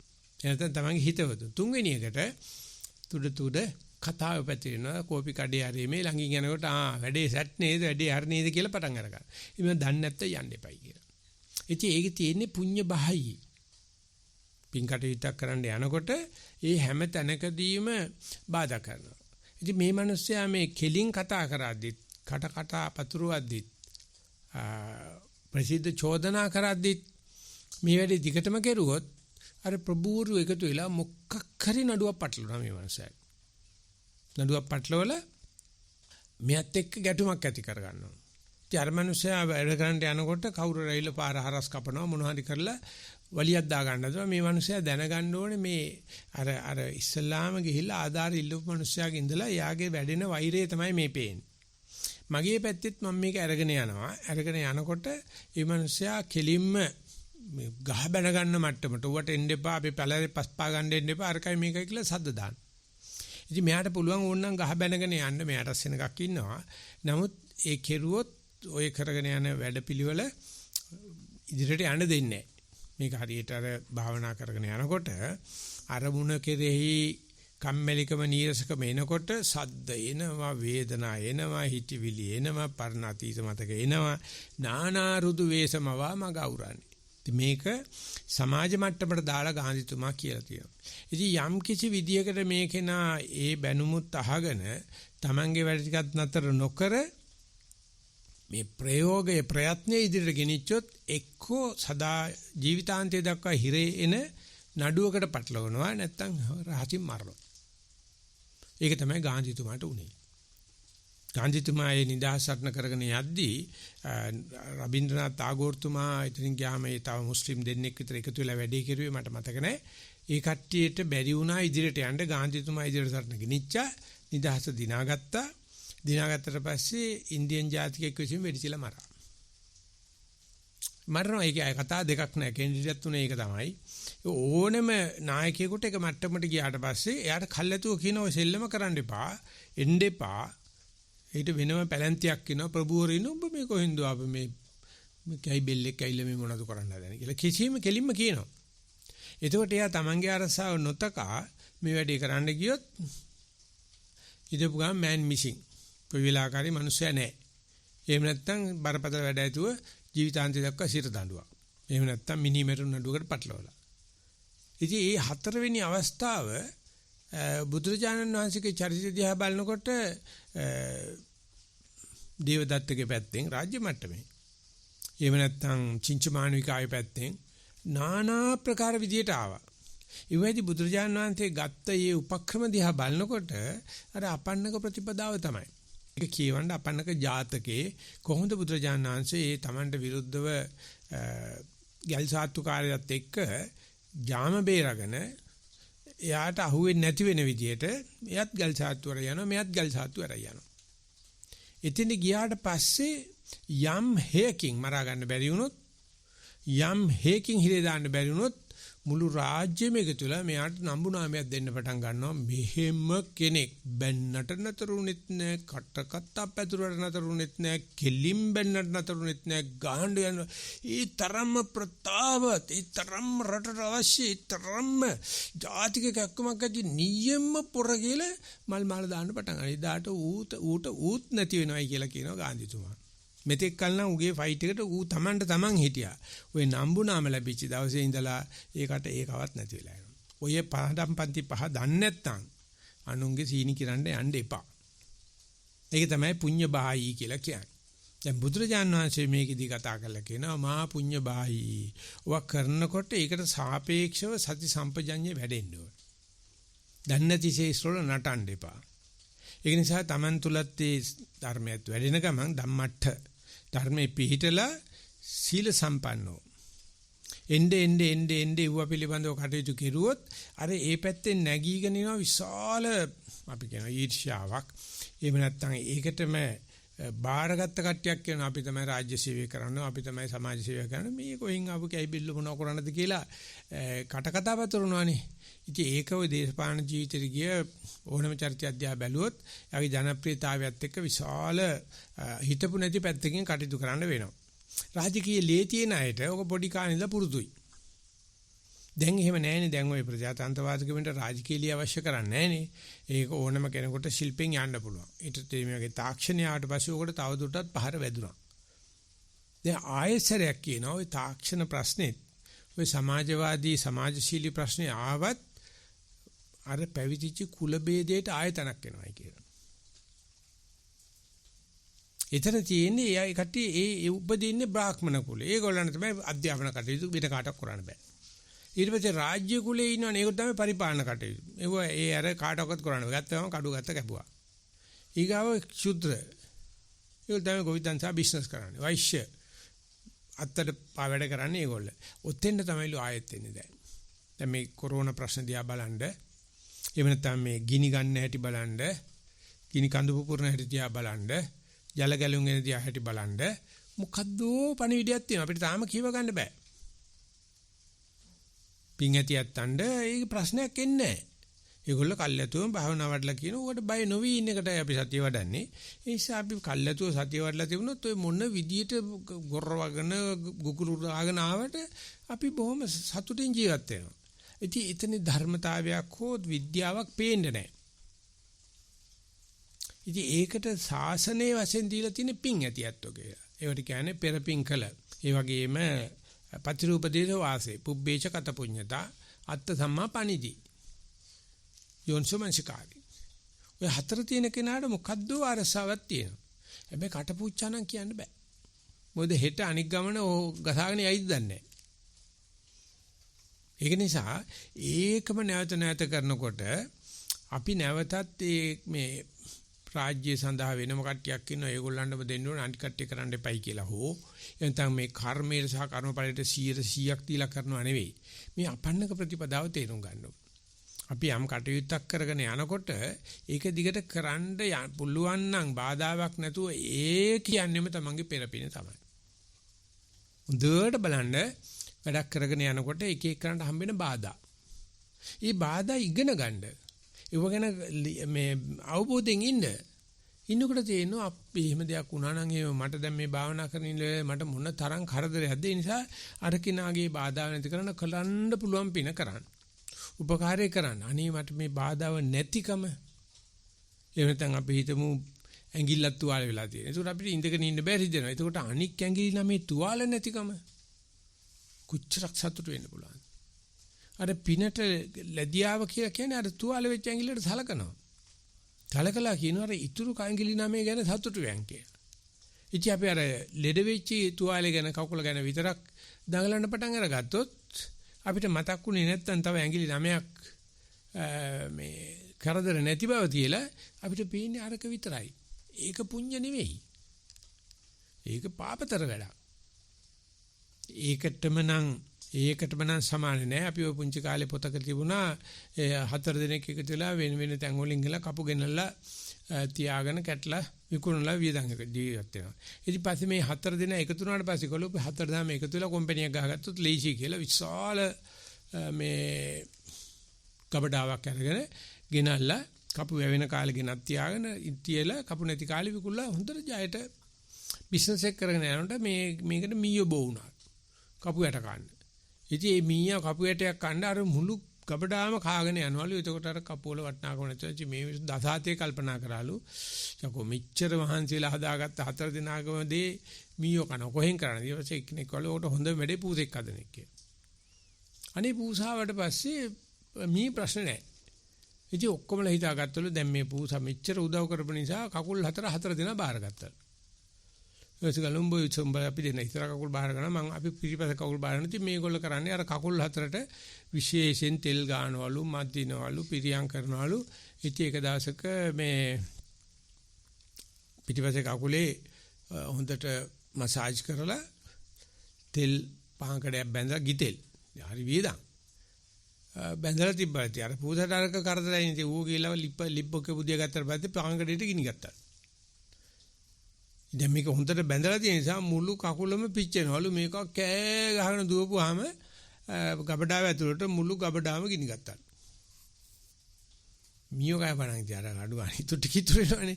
දැන් ගබඩාව ගිය ගත්තාට පස්සේ අර ඉතුරු 3 දෙනා නඩුවක් දැම්මලු මේ මිනිහට විරුද්ධව. ඒ කකුල අයිතිකාරයට විරුද්ධව. මෙයාගේ දුර්ලභම නිසා තමයි මේ ගබඩාවම ගිනි ගත්තේ නිසා මෙයාගේ වන්දි ඉල්ලා. නඩුකාර හොඳට කරුණු බලලා කිව්වලු පිච්චිච්ච කකුල අරගෙන දිවි අනික් කකුල් තුනනේ. ඒසා උඹලා 3 දෙනා එකතුලා මූට වන්දියක් ගෙවන්නේ කිව්වා. ඒ වාගේ අපි කල්පනා කරනවා පිච්චි කකුල කරදර වුණාට අනික් ඇඟිලි තියෙනවනේ අපිට දැන් දත් 32 දතක් අමාරු වෙච්චාම ඊටු 31ක් තියෙනවනේ. දකුණු කකුලේ දනිස් අමාරු වුණාට වම් කකුලේ දනිය තියෙනවනේ. ඉතින් අන්නේ විදිහට රිදෙන එක අමතක කරන එක නෙවෙයි එකෙන් කියන්නේ. ඒකට හොඳට සලකන්න. ඒක වෙනම කතාවක්. ඒතර කල්පනා කරන්න සාපේක්ෂව අපිට පෙන්ලා දීලා තියෙනවා. ඒකට විරුද්ධ වෙන පැත්තක් තියෙනවා. ඒකේ දුක් නැතිකම අපිට අද මේ විදිහට manussත්ව භාවයක් ලැබෙන්න බුද්ධෝත්පාද කාලයක් ලැබෙන්න මේ ක්ෂණ සම්පත්තිය ලැබෙන්න මේ වගේ සත්පුරුෂ ශාස්ත්‍රයක් ලැබෙන්න බණක් ඇහෙන්න පැවිදි වෙන්න මේ පුංචි පිනක්ද තියෙන්න ඕනේ. දැන් අපි අඬන්නේ මොනවද කියලා බලන්න. මේ පුංචි දෙයකට අපි අඬනවා. එතන පින නෑ ඒක ඇත්ත. ඒක දැන් උනත් කරපන්. Tamante යමක් ආස නම් ඒදී දෙන්න කාට හරි. ආසමදී දෙන්න. දැනුම බෙදලා දෙන්න. ඒක තමයි ලොකුම පින ධම්ම දානේ. ඉතින් ඒක කරන්න එපයි කියන්නේ භාවනා කරුවයි කියලා. එහෙම නැත්නම් සතියෙන් ඉන්නකොට අර දන්නේ නැති කෙනා පුඤ්ඤ බාහයි කතා කියනවා. ඔය පිංකම් කරන්න යන්න එපා භාවනා කරලා හිටපන් කියලා. දැන් කියන්නේ පිංකම් කරන්න සතියෙන් කරන්න. මලක් නෙලනකොට පැන් කුටියක් පූජා කරනකොට බුද්ධ පූජාව කරන ඒවා ඉතින් සාමාන්‍ය චාරිත්‍රය තමයි හිතෙනවනේ ඒක හුදුවට කරන්න බෑනේ සතියෙන්. අමතර කුසලයක් සිද්ධ වෙනවනේ. ඉතින් අන්නේ විදිහට මේ ආරාම රෝපාවන රෝපා යේදනා සේතුගාමිනෝ සේතුකාරකෝ කියලා විදිහට මේ හැම දෙයකම පුළුවන් වෙලා උදව් කරන්න. ඒක අගේ කරන්න. ඒකේ ප්‍රශ්නයක් නැහැ. ඒක මේ සතියට හෝ පැවිද්දට හෝ කිසිම බාධාවක් නැහැ. ඒ නිසා බුදුමේ පණ්ඩිත ස්වාමීන් කියනවා බෞද්ධ භික්ෂුවට අහවල් දෙය අකැපයි කියලා කවුරු හරි කියනවා පොඩ්ඩක් අත උස්සන්නකෝ මං එයාට කියලා දෙන්න. කිසිම දෙයක් අකැප නැහැ. මොකද අපි rahat වෙනවයි කියලා කියන්නේ සුදුස්සෙක් වෙනවයි කියන එකයි. අපි අරියත්තු සම්මා සම්බුදුරජාණන් වහන්සේගේ ගෝලියෝ අපිට විතර වැඩක් කරන්න පුළුවන් කවුරක්වත් නැහැ. මොකද අපි විවේකීව හිතලා බලලා අපිට හිතෙනවා මෙන්න මේ පැත්තේ මගේ පිං අඩුයි. මං මේ පිට කරගෙන යන්න ඕනේ. මට මේ දේ කණ්ඩ ආසයි. ඒ කියන්නේ මට ඒක ඇති වෙන්න ලැබෙන්නේ. එහෙනම් අපිට හම්බෙච්ච ටිකක් දාන දීපම් මනාපදේ දීපම් මනාපදායි. ඒ වගේ තමන් ආසම කරන දේවල් අනිත්‍යයට ඉගෙන ගන්න කැමති අනිකට උගන්වන්න. නිකම් කිටියෙන් කියන්නේ තමන් සතියට කැමති නම් සතිය කාට හරි පොඩ්ඩක් කියලා දෙන්න කියලා. මොකක්ද හම්බෙන ආනිසංශය කියලා බලන්න. හිතා ගන්නවත් බෑනේ. ඒක මේ සතිපාසල පිහිටුවේ නැත්තම් මටවත් තේරෙන්නේ නැහැ. මොකද ඉස්සලා තිබුණේ ඔය මහා පුඤ්ඤ බාහී අදහස් තමයි මයි ළඟ. කවුරු හරි ගිහිල්ලා ඔය දඹදිව යන්න හදනවා, සාංගික දාන දෙන්න හදනවා කියනකොට මට පේන්නේ මේ මිනිස්සයා මේ අපරාධ ලැබිච්ච බුද්ධෝත්පාද කාලයේ මේ මොනවටද යොදවන්නේ කියලා. මොකද මං දාන දීලක් තියෙනවා මං දඹදිව ගිහිල්ලක් තියෙනවා. ඒක නරා වලක් ඒ දවස්වල. ප්‍රසිද්ධ වැසිකිළියකට යනවා වගේ තමයි දඹදිව යනවායි කියන එක. ඔහේ යන්න ඕන ගමන් නැහැ. මං කියන්නේ ලංකාවේ බුදුහාමි ඉපදිලා ඉන්නවා කියලා ඒකට මතයක් හදන්න කියලා කියන්නෙත් නැහැ. නමුත් මේ තමන් ඒ කර ඕනම දෙයක් කරන්න ඕනම කෙනෙකුට උදව් කරන්න ඒ කරන දේ මේ මුල මම යන්න හදන මේ වැඩේට මම මේකෙදි මේ දේවල් කරනවා ඊට පස්සේ මම ඉවරුනාට පස්සේ මම ඇවිල්ලා මගේ වැඩේ කරනවා. ඉතින් අන්නේ මුලැමැදාග සතියෙන් කරනවා නම් දානියක් දෙනකොට පුබ්බ චේතනා මුංචන චේතනා අපර චේතනා දන්නවනම් ඒකට කියනවා ත්‍රි හේතුක ප්‍රතිසන්දියක් ලබනවා කියලා නැත්නම් තුන් හිත පහද දන් දෙනවයි කිය. ඉතින් හොඳයිනේ. තුන් හිත පහද දන් දෙන එක දෝෂයක් ඇත්තේ නැහැ. මොකද ධර්ම දානය කියන්නේ දානේ. ඉතින් ඒ නිසා කියන්න පුළුවන් අපි මේ දානේනේ සාමාන්‍ය හුඟක් කළාට ඔය ආරාම රෝපා වන රෝපා වල තියෙන දාන කතා. කම්මස්සක ඥාන සම්මාදිටිය. ඉතින් දාන කතාව සරුවචනන්සේ අගය කරන්නේ ඡාග පටිනිස්සග්ග මුත්‍ති අනාලියෝ. ඡාග කියලා කියන්නේ ත්‍යාගවන්තකම. පටිනිස්සග්ග කියන්නේ අතහැරීම. අනාලිය කියන්නේ ආලේ හැරපීම. ඡාග මුත්‍ති මුදා හැරීම. ඔය වචන හතරමයි නිවනට සඳහන් කරන්නේ. නිවන කියන්නේ ඡාගෝ පටිනිස්සග්ගෝ මුත්‍ති අනාලියෝ. ඉතින් මේ දානයේ තියෙනවා නිවනේ රසය. දානෙදිල යමක් බලාපොරොත්තු වෙනවා නම් ඕන්න කැතයි. දීම සඳහා දානයක් දෙනවා නම් පාරමිතා ශීර්ෂයෙන් කියලා කියනවා තුන් සිත පහද දන් දෙනවා කියලා. ඒක ලස්සනට පැහැදිලි කරලා දෙන්න පුළුවන්. භාවනා කරන කෙනාට උනත් මේ Taman කරන චාරිත්‍රය කරන්න. ඒක ප්‍රශ්නයක් නෑ. නමුත් ඒක සතියෙන් කරන්න. ඉතින් ඒකවල ධම්මට්ට කියන වචනේ කිට් වෙනවා. කියන්නේ ධර්මයේ පිහිටලා. තමයි Taman කරගෙන යන වැඩ වලින් බිමට බහින්න ඕනේ නෑ. සීබුද්ධියෙන් එලඹ සිටි සීයෙන් බුද්ධියෙන් යුක්තව දානයක් දෙන්න බලන්න. ඒ වගේම සීල සම්පන්නෝ. ඒ වැඩේ කරන්න ගිහිල්ලා සීලෙ මද ඇත්තත් එක්ක වැඩි ගැවසෙන්න යන්න එපා. Taman අඬුවෙන් අල්ලලා කරන්න තියෙන වැඩ ටික කරලා ඉවල පැත්තකට වෙන්නේ. අත දාන්න යන්න එපා. දාන්න යන්න ඕන කමක් නැහැ. ආන්නේ විදිහට වැඩේ කරනවා නම් කරන වැඩේ හැඩේ තමයි අපි මේ අධි කුසලයේ කියලා කියන්නේ. ඒක තමයි අරති කියන වචනෙන් කාමාතේ පටමාසේනා ဒ ුතිය අරති උච්චති. අලාමක කුසලයට යන්න පටන් අරගත්තොත් එමස්යා අන්ධකාරයෙන් අන්ධකාරයට යනවා. ඒක නිසා බුදුචාන් වහන්සේ මේ බුදුනාට පස්සේ මාරයට තර්ජන කරනවා අනුමත්තේන පුඤ්ඤේන අත්තෝ මයන්න විජ්ජති. යේ සන්තේ අත්තෝ පුඤ්ඤං තේ සන්තේ වත්තුම රහති. මාරේ මේ අනුමාත්‍රෝ පිණින් මට ඇති වැඩක් නැහැ. මම ඒවා කරලා පාරමිතා පිරලා තියෙන මන් දන්නවා. අනුමත්තේනව පුඤ්ඤේන අත්තෝ මයන්න විජ්ජති. යේ සන්තේ අත්තෝ පුඤ්ඤං කාට හරි තාමත් ඒ පිංකම් කරලා පින්තෙනවා යේ සන්තේ අත්වත්තු මර දුන්න ගිහිලා කියන්න වටිනවා. උඹට මම වෙන ජොබ් එකක් හොයලා දෙන්න ට්‍රාන්ස්ෆර් එකක් දෙන්න. මයි ළඟ නෑ ජොබ් එකක්. කියලා කරපන් කියලා. ඉතින් ඕක පිළිබඳව විශාල වාදයක් ඇති වුණා 1938 48 කාලේ මේ කියන්නේ පිංකම් කරන්න එපයි කියන එක නෙවෙයි කියලා. මොකද එදත් ඉඳලා තියෙනවා මේ ලාමක කුසල් කරන එක නෙවෙයි වැඩේ. ලාමක කුසල් කරන්න කෙනෙක් උනන්දු කරවනවා නම් ඒ මායя වෙන්න බෑ. මායя ලාමක කුසල් කරන්න කියන්නේ බහුකාර්යයකට. අධි කුසලයේ කරන එක නම් බිමට දාන්න තමයි මායя ඉන්නේ. ඌට කතා කරලා කියනවා ඔය ලාමක කුසලෙන් මට ඇති වැඩක් නැහැ. ලාමක කුසලෙන් යම් කිසිකුට වැඩක් තියෙනවා ඔබ ගිහලා එතන කියපන්. ඒතර මායයට පයින් ගහන්නෙත් නැහැ. ඉතින් ඔය කතාව මේ සුත්ත නිපාතේදී. ඉතින් මේ බුදුරජාණන්සේගේ ගමන සදාචාරයක් තියාගෙන පවපිනක් තියාගෙන මායයත් එක්ක ඒ ඔක්කොම යන ගමන් අර එnde අධි කුසලයට යන වැඩේ ධම්මට්ට කියන්නේ ඔන්න ඕකට තමයි. ඒක තමයි සති සම්පජඤ්ඤය කියලා කියන්නේ. එnde තමන් ඒ ධර්මයේ තුල ක්‍රියාකාරකම් තුල විපරිණාමයක් දකින්න. ඉතින් ඒක තමයි මේ අපි නොකලොත් අපි පරිණාමේ නොවි අපි එක්ක තිරිසන් මට්ටමේ නැත්තම් මේ ලාමක මිනිස්සෙක් මට්ටමේ මැරලා යන්න ඉඩ තියෙනවා. මේ ජීවිතය ඇතුළත ඒක වෙනවනම් ඒකට සජීවී ශාසනය කියලා කියනවා. ඒ සජීවී ශාසනයක් තියෙනවනම් අභියෝග තමයි එහෙම නැත්නම් එයාට එන බාධක ධර්ම වල හැටියට තමයි පේන්න තියෙන්නේ මෙහා ඇත්තටම ඉල්ලමට බහිනවාද කියලා. මෙහා ඇත්තටම කඟති ගිහලට පේනවාද කියලා. ඒක දෙන්නෙක්ගේ සමාන නැහැ. හැබැයි ඉතින් අර සමානකමකුත් තියෙනවා ගඟති ගිහලට පීනීමක් තමයි තියෙන්නේ. ඒකට මේ පොදු ජනමතවලත් එක ගැළපෙයිද නැද්ද කියලා මුලදී නම් අනුමත කරන්න ඕනේ. පහු වෙනකොට ගත කිරීමක් නැහැ. ඒ තමයි ලෝක වජ්‍ය සහ ලෝක සාමාන්‍ය ලෝක වෝහාර ඉක්මවල ආර්ය වෝහාරයට යනකොට ඒක නා තේරුම් ගන්නවා මේ ලෝකේ පිනක් දහමක් කරන හැටි සංවිධානයක් කරන හැටි අලංකාතුන් අලං සංවිධාතුන් තියෙන්න ඕනේ. හැබැයි එයා යොමුවක් පෙන්වන්න ඕන හැම කෙනාටම මේක වඩා හොඳින් කිරීමේ ක්‍රමයක් තියෙනවා. ඕගොල්ලෝ ඉව කරගෙන ඉන්න මම ඒ නායකත්වයේ ගන්නම් අරගෙන ඒ වඩා හොඳ ක්‍රම වලට යන්න ඕගොල්ලොත් හෙට මේ වැඩේට ඇහත් වෙන්නේ. අන්නේම තමයි බුදුරජාණන් වහන්සේ තම මනුස්සයා තුල ඉහළ මට්ටමකට ගිහිල්ලා කිව්වේ නෑ මේක මට විතරයි පුළුවන් ඕගොල්ලන්ට බෑ කියලා. ඔක්කොටම මේක කරන්න පුළුවන් තැනකට ගියාට පස්සේ දේවතාවා කියන බුදුරජාණන් වහන්සේට මෙන්න මේ පිං වලට බය නොවෙන පාර පොඩ්ඩක් මිනිස්සුන්ට කියලා දෙන්න. යහද බලන්න අද තියෙන සමාජ තත්ත්වයට එක්ක බලන්න ආරාම රෝපා වන රෝපා කියන එක මොන තරම් වටිනාකමක් තියෙනවද කියලා. යේ ජනා සේතුකාරකා ඒ සාමාන්‍ය ඒ දණ්ඩ පාලමක් හදලා දෙන එකේ තියෙන වටිනාකම ඉතින් ඒක කියන්නේ සංසාර ගමනෙන් එතර වීම සඳහා. ඒක මේ ධර්ම මාර්ගයක්. එහෙම නැත්නම් ධර්මයේ කියාදීමක්. අන්නේ ඒ දේ කරන්න බෑ ওই ලාමක කුසල් වලට යෙදී සදී පැහැදී ගත කරන අයට. ඒ නිසා මහජීසයිඩෝ ස්වාමීන් වහන්සේ කියනවා තමයි පූර්ණ කාලීන භාවනාවකදලා ඉන්නවනම් ඔය බුද්ධ පූජාවට පිළි කටින පිංකනොයි ඒව කතා හිත ඉන්නපේක ප්‍රපංච වෙනවා. ගෙදර ඉන්නකොට ඒක කරන්න වෙන්නේ දෙයක් කරන්න නැහැ නේ. හොරකම් කරනකොට හොඳයි නේ දන් දෙන එක.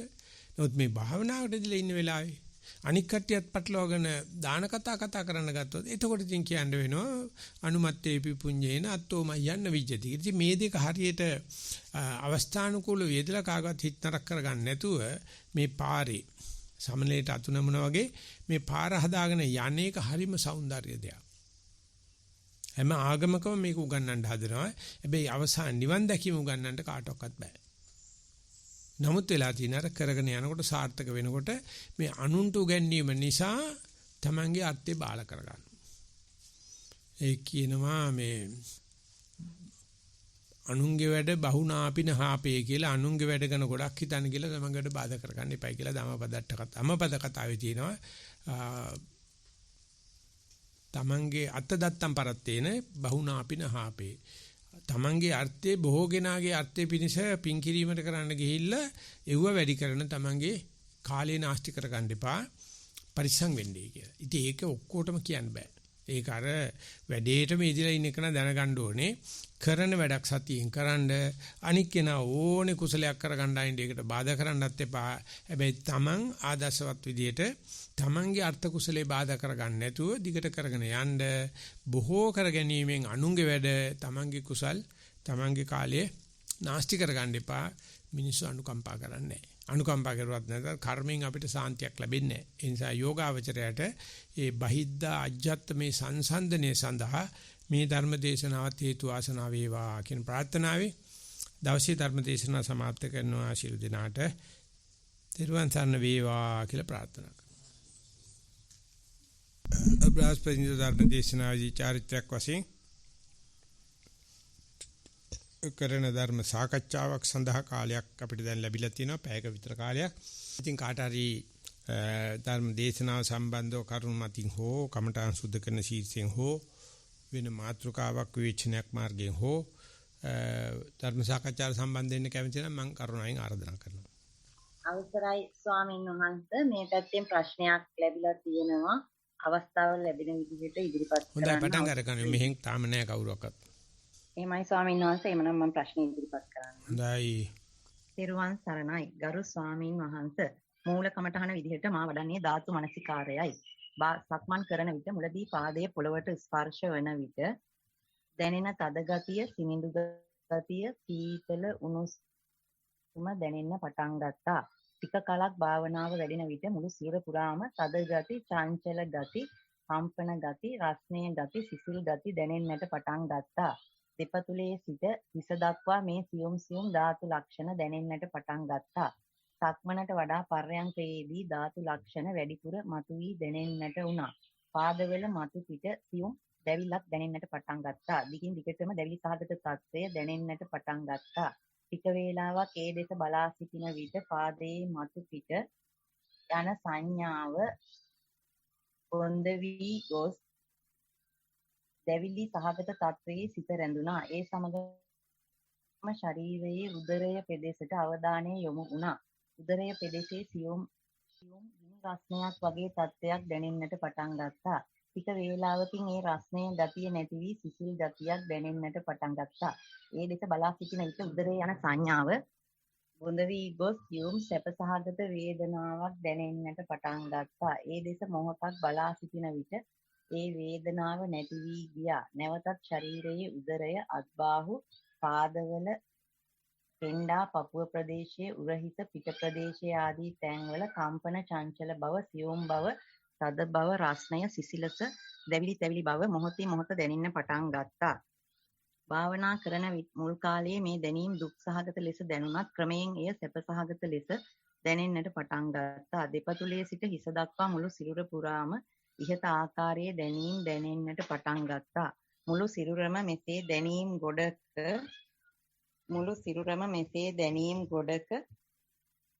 සිටින විට මට දැනුනේ මගේ නිශ්චල වී ගිය වස්තුවක් ලෙසයි. ඒ සමගම හිස් බවක් දැනෙන්නට විය. සැතපී සිටින ඉරියව්වේදී ධාතු මනසිකාරය ඉතා හොඳින් දැනේ. නින්දට යන්නට පෙර සැතපී සිටින ඉරියව්වෙන් ධාතු මනසිකාරය හොඳින් වැඩුණු දවසට නිදා පිබිදියාක් මෙසට වද දෙන ප්‍රශ්නයක් පවුලේ හෝ අසල්වැසියෙක් සමග ඇති වූ විට මෙම අත්හදා බැලීමක් වශයෙන් ධාතු මනසිකාරයට සිත යොමු කර සතිය පිහිටුවීමේදී ටික වේලාවකින් ඒ පැනයට ධර්මානුකූල පිළිතුරක් ලැබෙන අතර ඒ ප්‍රශ්නය බොඳ වී දිය වෙලා යන බවක් වැටහේ. ධර්ම ශ්‍රවණයකට සවන් දීමේදී එය හොඳින් අවබෝධ වන බවක් වැටහේ. තෙරුවන් සරණයි. වාර්තාව එපමණයි ස්වාමීන් වහන්සේ.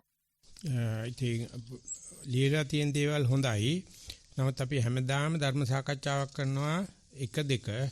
ඉතින් මේකේ නා සමාහලාට එක දන්නේ නැතුව ඇති.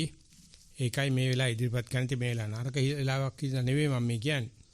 මේ අයට මතක් කරලා දෙන්න මේ virtual retreats වල හැමදාම 1-2 ප්‍රශ්න සාකච්ඡාවක් යනවා. ඉතින් මේ වගේ වෙලාවක් අපිට හම්බෙන්නේ සුමානක සැරයක් නේ. ඉතින් ඒ නිසා මෙතෙන් දෙන කෙනාට යොමු කරවන්නේ ප්‍රශ්න ලැබෙන කෙනාව මේ කිරණ ධර්ම සාකච්ඡාවට කියලා තියෙන විස්තර ටික හොඳයි. ඒ මේ උපදේශ ටික ලැබිලා තියෙනවා, වැඩෙත් කරනවා, ප්‍රශ්නයක් ඉදිරිපත් වෙලත් නැහැ. ඒ ටික හොඳයි. නමුත් ඉදිරිපත් කරලා තියෙන අර වෙලාව නරකම නිසා නෙමෙයි මම මේ කියන්නේ. මේකත් මම ආරාධනා කරා කමටහන් තියෙනවා ඉදිරිපත් කරන්න කියලා. නමුත් මම ඒකෙන් ගන්න හදන වෙලාව ඒ ටික අපි දාමු 12:00ක සමාවෙන්න 1 2 එතකොට මේ ඒක තොගේටම දාලා ඒ බිස්නස් එක කරගෙන යන්න පුළුවන්. අනිත් එක මේකේන අහගෙන ඉන්නවා නම් අනික් කට්ටිය කමඨාන් සුද්ධ කිරීමේදී ඉදිරිපත් කරන කරුණු ගොඩක් වෙලාවට මේ නිකම්ම තමන්ගේ ප්‍රශ්න විසඳනවා. දැන් තමයි කමඨාන් වාර්තා හොඳයි. මේ සිග්නල් වල අඩුව පේන්න තියෙනවා පැහැදිලිවම.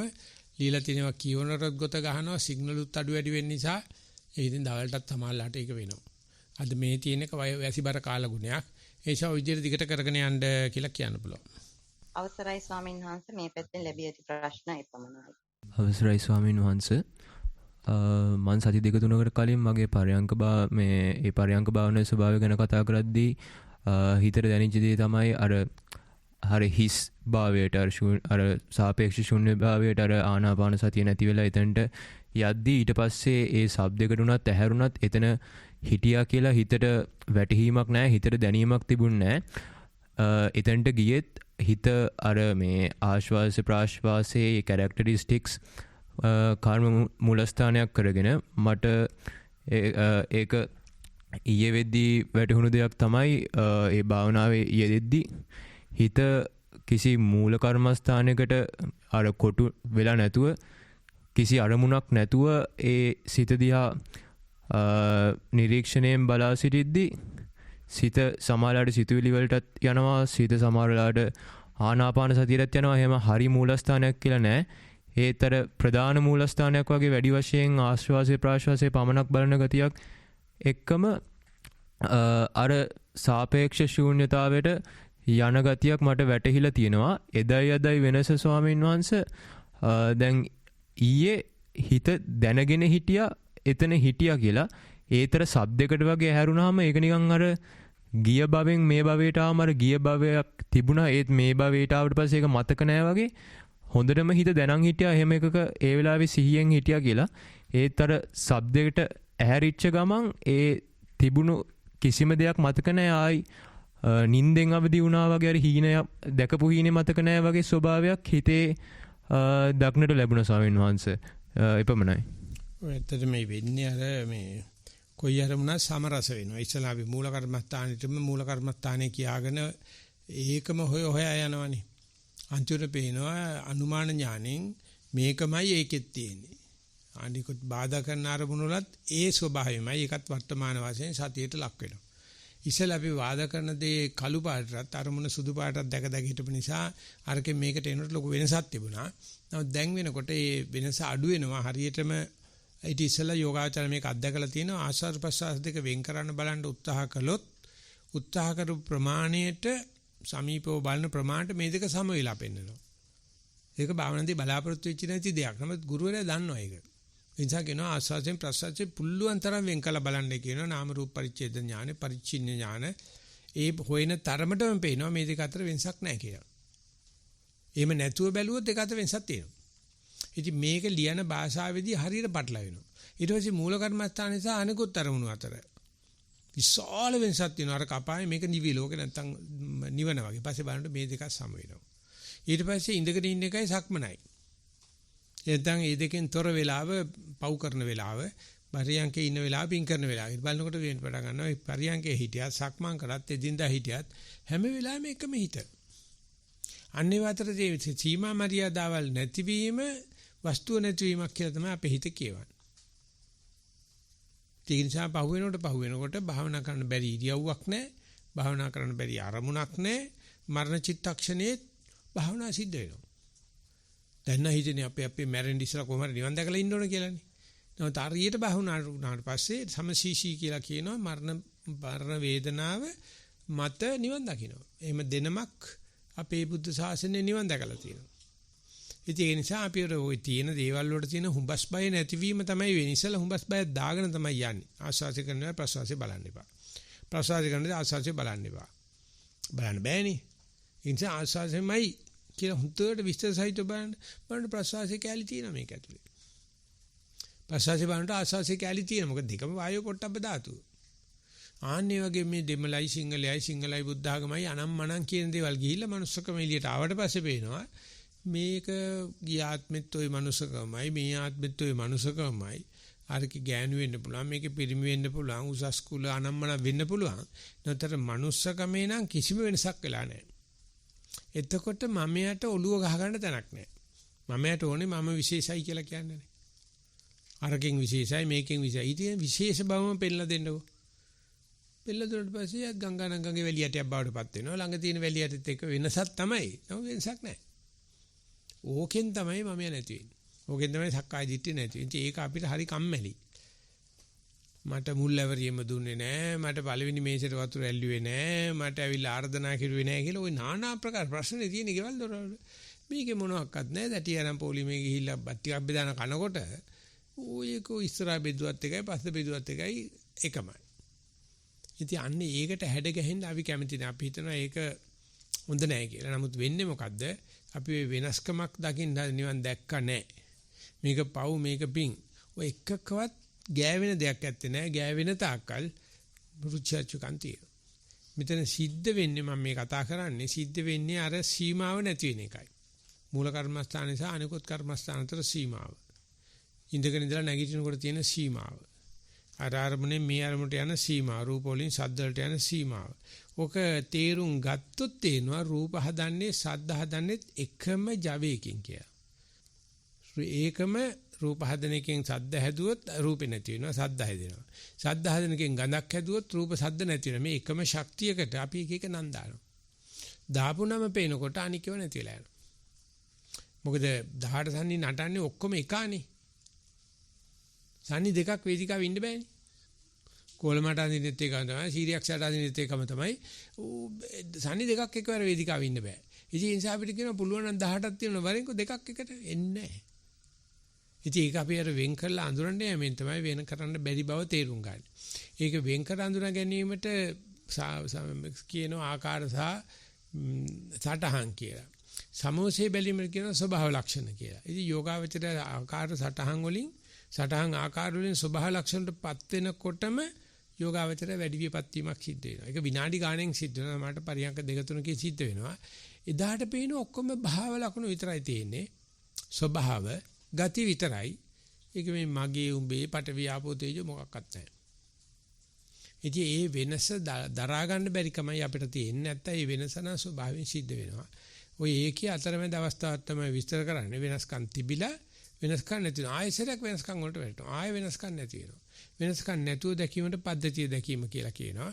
වෙනස්කම් දැකීමට කියනවා අංශු වශයෙන් දැකීම කියලා. ඒක ඝන විනිභෝගය කියලා කියනවා. ආරම්භන ඝන කිච්ච ඝන සමූහ ඝන බිඳලා බලන වෙලාව. සමුස්සේ දාලා බලන වෙලාවකුත් තියෙනවා. ওই දෙකට තමයි මොලේ අපේ දකුණු මොලේ වම් මොලේ තියෙන සමස්ත බැලීම තමයි නැත්තේ අපේ. අර වෙන්කර බැලීම තමයි අධ්‍යාපනයේ උගන්වන්නේ. ඉතින් ඒ ගිහිල්ලා ඒක දිනුනාට පස්සේ මේ ඔක්කොම එක කැඳ හැලියට යනවා. එතන ගියාට පස්සේ නීරස ගතියක් තමයි පේන්නේ. එක එක බලනකොට පුදුම විදුහුරු ගතියක්, විනිවිදන ගතියක්, මේ තමන්ගේ ආයුධ උපකරණ ටියුන් වෙන ගතියක් තියෙනවා. ඔක්කොම එකයි කියලා බලපු ගමන් ඉතින් මාත් සිරිබිරිස් තමයි සමාජයේ කෙනෙක් විතරයි මහා ලොකු දෙයක් නෑ. ඒකට හරි කම්මැලිකමක් එනවා. භාවනා කරන්නේ මොකටේ? ජීවත් වෙන්නේ මොකටේ? මොකටද මනුස්සකම? කියලා ඒව ඔක්කොම නිකන් අගේ ආඩම්බරේ අඩුවීමක් වෙනවා. ඒකට බුදුජානසී විරංජනය සහ විරාගය කියන වචන දෙක පාවිච්චි කරලා තියෙනවා. ඉතින් ඒක තමයි මිනිස්සු වහකන්නේ. ඒක තමයි මිනිස්සුන්ට තනිකන් දෝත හැදෙන්නේ. ඒක තමයි මිනිස්සුන්ට මම නිකමෙක් කියලා හිතන්නේ. ඊට පස්සේ ඒක කොහොමඩක්වත් එනවා 60 70 වෙනකොට කොහොමඩක්වත් එනවා. ඊට ඉස්සෙල්ලා තරුණ වයසේදී මේක සිදු වෙනවාම දරන්න බෑ. ඉතින් සයිකියාට්‍රික් බෙහෙත් ගන්න ගියාම කිව්වලු ඒ දොස්තර මහත්තයා මේ අදහස මේ දැනුම දරා ගන්න බැරි නිසා අපි මොලේට බේතක් දෙනවා මොලේ ක්‍රියාකාරකම් අඩු කරන්න. නැත්නම් මේ දැනුම හැම කෙනා ගාම තියෙනවා. මේක තමයි ලෞකෝත්තර දැනුම කියලා එක දරා ගන්න යාට සෑහෙන පිනක් ඕනේ. ඒකට සෑහෙන ධම්මට්ට ගාතියක් අවශ්‍යයි. නෑනේ මොලේ පොඩ්ඩක් කොර කරලා දාලා නිකන් නැත්නම් මේ මාසෙත් නිකන් අර මේ අබ කාපු මිනිහාගේ මොලේ දානවා වගේ දාන්න පටන් ගන්නවා. පිං ඇති කෙනා දන්නවා මේක විපස්සනා ඥානයක්. ඕක කාගෙන හිටපන්. මේ වෙනස තිබුණ එක මේ වෙනස නැහැ. ආයෙත් වෙනස තියෙනවා ආයෙත් වෙනස නැහැ. ආන්නේ දෙක අතර බොහෝ චක්‍ර ගානක් කරකෙන්න ඕනේ. එතකොට තමයි ඔය පටිච්ච සමුප්පාදේ කියන එක අන්‍යෝන්‍ය ප්‍රත්‍ය තේරෙන්නේ. ඒ නිසා ඒකටයි හම්බෙච්ච ඔයලාට කියන දේ තමයි ඔය ආරේ කඩා ගන්න නැතුව දිගට වෙන්න දෙන්න කියලා. කඩ කඩත් බලනවා සමස්තෙත් බලනවා. කඩ කඩත් බලනවා සමස්තෙත් බලනවා. ඉතින් ඒකට යෝගාවචරයට නිකන් ලෝකේ නිකන් මේ බීපු වෙලාවේ නැති වෙලාවේ වගේ කරකොලා දාර්පු ගතියක් තියෙනවා. ඒකයි මේ වෙලාවේ කියන්නේ අරණ්‍ය ගතියන්. අර නැත්තම් කැලේකට වෙලා හිටපන්. ගෙදර දොර හිටියොත් එහෙම මේ යකා මේ උදේට එක විදියක් දවල්ට එක විදියක් කියලා ඒ කිවල් වල ඉන්න මිනිසුන්ට මඤ්ඤම් වෙනවා. ඔලිය මඤ්ඤම් වෙනවා. මඤ්ඤම් වෙන්නේ මේ භාවනා යෝගාවචරය. හැබැයි ගෙදර කට්ටියට තමයි මඤ්ඤම් වෙලා මූ ඇදගෙන එනවා. බේතරන් දෙන්න පිස්සන් කොටුවට සෑහෙන්න ඉන්න භාවනා කරපුවායි. උන් දන්නවා. ඊට පස්සේ කියනවා පොඩ්ඩක් කොර කරන්න ඔළුව පොඩ්ඩක් කොර කරපුවාම වැඩේ හරියනවායි කියලා. ඉතින් කොර කරන එකලු කරන්නේ සයිකියාට්‍රිස්. යන්නේ අත්දැකීම ගන්න මෙයාට පින නැහැ. මෙයා ප්‍රශ්න කරනවා. දැන් ওই දේත් වෙලා ප්‍රශ්න කරන්නේ නැතුව හිටියනම් සයිකියාට්‍රිස් දන්නේ නැහැ. නැත්තම් මාත් කියන්නේ ඉඳ තියෙනවා මෙයා පොඩ්ඩක් ආවල් මාත්‍යට පෙන්නන්න කියලා. පෙන්නපු ගමන් උඹට දෙනවා ඉන්ජෙක්ෂන් එකක්. කොර වෙන්න දෙන්නේ මොකද මේ අත්දැකීම දරා ගන්න තරම් සතුටින් බාරගත්තේ නැත්තම් චෝදනා කරානේ. චෝදනා කරන්න වෙනවා. ඒක මානසික දුර්වලතාවක් තියෙන කෙනෙක්. ඒතර අරේ කරන්නේ කොර කරන එක තමයි. සයිකඩෙලික් කියලා කියන්නේම මනස කොර කරනවා. ඉතින් ඉන්න බකල් නිලාගෙන ඉන්නවා. ඉතින් ගහපුවතේ බලහන් ඉන්නවා. ඉතින් උට කියන නිින්ද යන්නෙත් නැහැ. කල්ලල්ලා බොල්ලල්ලා බෙහෙත් නැත කරන්න බැද්දි කියලා. මේ වැඩේම අහන්නේ බෙහෙත් නැත කරන්න තමයි කතා කරන්නේ. ඒ හේතුව මොකද? අර භාවනා ලැබෙන අත්දැකීමක දැනගෙන කටවහගෙන ඉන්න දන්නේ නිකම්. ඒ විශාල අත්දැකීමක් තමයි ලැබෙයි කියලා කවුරක්වත් හිතන්නේ නැහැ. විශේෂයෙන්ම පොඩි ළමයි භාවනා කරනකොට දෙමාපියෝ බය වෙනවා මේ ළමයා මේ දවස් දෙකයි භාවනා කරලා තියෙන කියන දේවල් පොඩ්ඩක් බලන්නකෝ. දෙමාපියන්ට පිස්සු උපදෙස් දෙන්න යන මිනිහට පිස්සු වැඩිනවා. මුද අපේ හිත කොහොමද නිවන් දැකලා තියෙන්නේ? ඒ දරා ගන්න බැරිකම තියෙන. දරා ගන්න බැරි නිසා අපි කිඳිරි ගන්නකොට ඇදගෙන ගිහිල්ලා පිටං කොටුට දානවා. නැත්නම් සයිකියාට්‍රික් කෙනෙකුට දානවා. හුඟක් වෙලා තියෙන දැන් ඉන්න සමහර සයිකියාට්‍රිස්ලා භාවනා කරලා තියෙනවා. ඒගොල්ලෝ කතා කරලා කියනවා ඔය ඕක ආවට පස්සේ විශේෂ අත්දැකීමක් අපම කතා නොකර ඉන්න පුරුදු වෙන්න. ඥානාරාම සංසය දන්න තරම් කියලා තියෙනවා. කියන්න එපා කියපු ගමන් කොක්ක වදිනවා කවින් හරි ඇවිල්ලා. කරබනේ හිටපන්. මං කියන්නේ ඒක හංගන්න ඊර්ෂ්‍යා කරන්න කියන එක නෙවෙයි. සතුටින් පසන්න මනසෙන් කියන්නේ. ප්‍රශ්නයක් විදියට නෙවෙයි මේක උත්තරයක් විදියට. ඉතින් ඇත්තටම කියන්නේ ඒක තමයි නිවන් දකින්න කියන්නේ. ওই වෙන දේවල් කාට හරි ධෛර්යයක් වෙන විදියට කියනවා. බයක් වෙන විදියට හෝ අයියෝ ඔයිට වැඩි පරිප්පු මං කාලා තියෙන ඕකක්ද ඇද්ද කියලා. මේ අලියක් කරන මොකද්ද ඉන්දියාප්පයක්. ගූ කප්පරක් කාපේ කාට මඩපුවක් ගෙඩියක් ගන්නක්ද? ඒව අපේ ගංගොඩවල වල කියන්නේ. මඩපුවක් කාලා තියෙනවද? නෑනේ. ඒකේ එනවා ගඳක්. ඌ ඒ කැල්ල අයින් කරලා ඊටු කැල්ල කනවා. ගූ කප්පරක් කාපේ කාට මඩපුවක් ගෙඩිය. ඕව කියන්නේ දේවල්ද කියලා. හැබැයි සිද්ධ වෙන වෙලාවදී යාට ඉතින් ඇත්තට මේක ඒකට යාට වේදිකාව සකස් කරලා දෙන්න ඕනේ. ඊට පස්සේ කියන්න ඕනේ ඔවා කතා කරන තාක්කල් උඹ මැනෙනවා. ඔය කතා නොකර හිටපන්. කවුරු හරි කිව්වා හොඳයි. ඉතින් හරියට අගේ කරන්නේ නැතුව වගේ කතාව. ඇවිල්ලිවල මහා විජිත පුදුනවා පණ්ඩිතසාංශිකාට. හොඳයි. ගල්තුයි පණ්ඩිතසාංශිත් ඒ වගේ. මොන જાතින් කරන ගියා හොඳයි. ගිලම්පස ටිකක් ගමු. ඊගාව කට්ටිය එන්නකෝ කියනවා. අර මනුස්සයා මේ මාස ගණන් පහත් වෙලා ගිහිල්ලා පඳුරු පාකුඩම් පුදලා බලහන් ඉන්නවා මේ සුබපතයි කියලා. හොඳයි කියලා ගිලම්පසට ගන්න මහන්සියත් ඉන්නේ. අනික් කට්ටිය එන්නකෝ කියනවා. අර මනුස්සයා අර අච්චු බටේ පිටිපස්සේ ගාපු ඉස්සරහේ පුපුරලා ඉන්නේ චුක් ගාලා ගහනවා. තව එකක් තියපුවා ගැව්වා. ඉතින් උදේ ඉඳලා හැන්ද වෙනකම් ඔච්චරයි.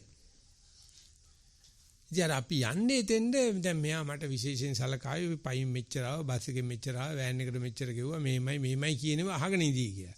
අර මාසේ උදේ ඉඳලා හැන්ද වෙනකම් අහන්නේ ඕක තමයි. ඉඳපුවා ඇවිල්ලා බැනලත් යනවා. හොඳයි. ඒ නිසර්ගදත්ත මහරජ නෑ රමණ මහරිෂි. මිනිස්සු ආපුවම මෙතන මෙහෙම සල්ලි දාලා යනවා. ඒකත් ගොඩක් තියෙනවා. මෙහෙම කෑම දාලා තියෙනවා. ඉතින් මේ රිලෙව් ඇවිල්ලා වඩපිට බලනවා කෑම එකක් කරගත්ත ගියා යන්න. මේ සෙනගේ ඉන්නවා. හනුම දෙයියෝ. තායිගේ කැවිල්ලා උන්ටම බැනන ගියා රෙද්දක් අතන ගන්න දැන් නැත්නම් මහානකුර කරන දේවල් කම මේ රෙද්දියන් දෙන්නේ නැහැ ඒ කාලේ. පස්සේ තුරුද රෙද්දක් දැම්මා. ඊට පස්සේ මම හොඳට බැලුවොත් පස්සේ සල්ලි කුටක මේක එරගියා. ඒක අහපු වෙලාවේ ලොකු ස්වාමීන් වහන්සේ කියනවා බලන්න මේ මාසෙ මොන්න තරම් දියුණු ඇද්ද? එයාට ඇවිල්ලා කියනවා අපේ ආගම විනාශ කරනවා. මේ දිනෝ 1000ක් වෙන කැලේ එයා වෙනුවෙන්ම වන්දනා කරන සෙනග ඉඳද්දි මෙයා හෙළුවෙන් ඉන්නේ. නිකන් ගොම මැටි වලින් හදාගත්ත කොට්ට පිළේ ඉන්නේ. මිනිස්සු ආපුවාම එයා කතා කරනවා. ඉතින් මෙයා උදේ ඉඳලා හැන්ද වෙනකන් කතා කරන නිසා එක දවසක් අර මිනිස්සු මේ වගේ ශාලාවක් හදලා ලොක් කරලා එන්න බැරි වෙන්න. අඩු ගානේ පැයක් ඊයේ ගානේ මේ මාසේ ලොක් කරන්න ඉස්සෙල්ලා එළියට ගිහිල්ලා කිව්වලු ඕගොල්ලන්ගේ කාමරේ ඔයගොල්ලෝ ලොක් කරගෙන ඉන්න එන මිනිස්සු ඉන්නේ මං එළියට වෙලා ඉන්නම් කිව්වා. මිනිස්සු ඉන්නේ මාව හම්බෙන්න ඕගොල්ලන්ට ඒ වැඩේ කරන්න බෑ. ඕගොල්ලන්ට ගියක් හැදුවොත් ලොක් කරන්න පුළුවන්. යතුරුත් තියාගන්න පුළුවන්. මාව එළියට දාලා ලොක් කරන්න කියලා. ඒක හරියට මහන්සි වෙනවා. ඉතින් කට්ටිය ගොල්ලෝ මහන්සි වෙන්න එපා. ඒක හොඳ නෑ කියලා අරමසේ ඔක්කොම උපස්ථාන කරා. ඊට පස්සේ මම කුස්සියට ගිහිල්ලා කුණු රෙදි ටික ඔක්කොම හොයාගෙන ඇවිල්ලා අත පේන රෙදි හොදනවලු. ඒකලු මට වැඩක් කරන්න ඕන. උඹලා මේ මන්ට කරන්න කැමති වැඩ කරන්නේ නැත්තම් මම මේ වැඩි මං කරනවා. මේ වටේ ඉන්න පිස්සු පියාට්ටනේ ඕක මේ අවුල් කරන්නේ. කෑ ගහන්න නැතුව හිටපන්. යාගාවට එන්නේ ලෝකෙම ඉන්න වැදගත්තු. ඔක්කොටම සලකන්නේ සමානව. මෙයා හොඳයි මෙයා නරකයි කියන්නේ යනකොට අපිටත් එන අත්දැකීම ඔය මූල කර්මස්ථානෙත් එකයි අර කර්මස්ථානෙත් කිසිම වෙනසක් නැහැ. ඉතින් අපි මේකට කලබල වුණොත් හෝ මම කලබල වෙන්නේ නැහැ කියලා කියවන්න පටන් අරගත්තොත් ඉතින් සයිකියාට්‍රික් කෙනෙක් ඇවිල්ලා බේතල් ලියයි. මම කියන්නේ කමඩාන් සුදු ගන්න එපයි කියන එක නෙවෙයි තේරෙනවනේ. ඒක ලියන්න ප්‍රසන්න මනසකින්. ඒක කියන්න ප්‍රසන්න මනසකින් බලන්න මම දවස් දෙකයි බානකොට මේ බුම් ගාලා කියා කෙලින්ම දඹගා උදනේ අන්න ඒව නැල්ලේ හිටි. දවස් 7 වයසේ කට්ටිය බලනවා මේම කොහොමද කියලා. එහෙම තමයි. අපි ඉතන මේ දඹ ගහ ටික මෙහෙම යයි කියන්නේ බුක් ගාලා දඹ ගහ උඩ එවන හිටපුවාම ඔන්න කිරිවවුලල් බලන්න මේ පොර නැහැ. ඉතින් වෙන රචකයන් වෙන ලියන්න දෙයක් නැහැ. ඕක තමයි ලියන්න තියෙන්නේ.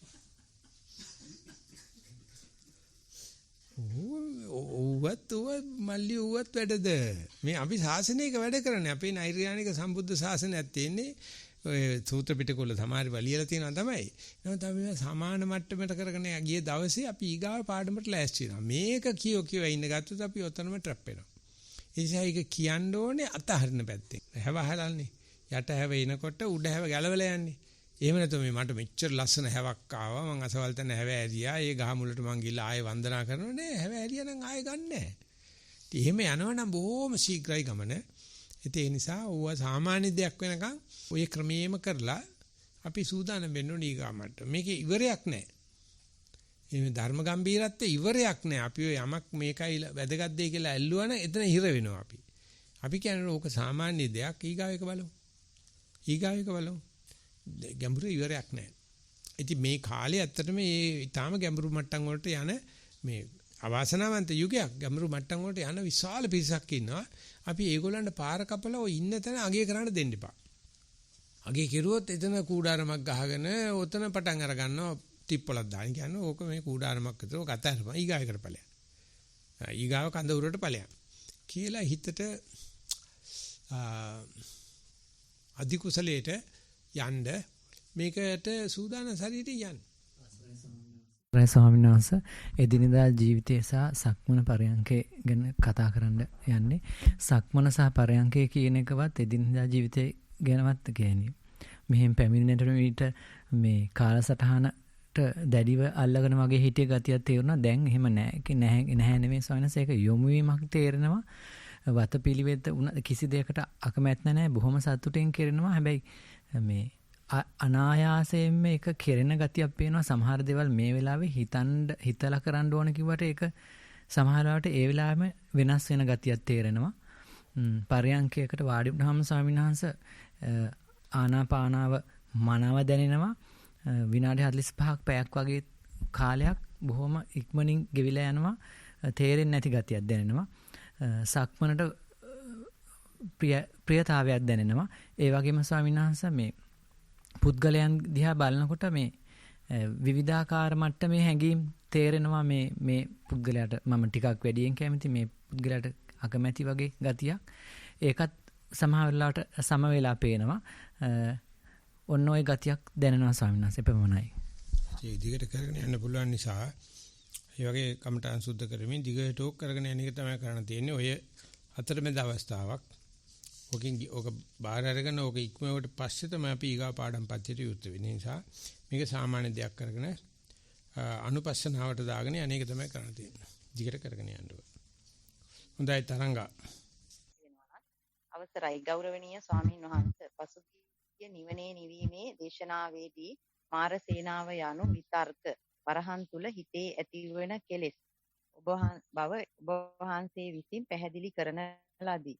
පසුගිය වර්ෂයේ ඔබ වහන්සේ විසින් කරන ලද දේශනාවකදී මාරයා එඬේරේකුගේ වේශයක් මවාගෙන විත් තමාගේ හරකුන් දුටුවේදයි බුදුරජාණන් වහන්සේගෙන් විමසූ අයුරුත් එවිට බුදුරජාණන් වහන්සේ මාරයා හඳුනාගත් බවත් ප්‍රකාශ කරන ලදී. මාරයා ගැන මේ දේශනා දෙකේදී දක්වන ලද කරුණු පරස්පර විරෝධී බවක් මට දැනේ.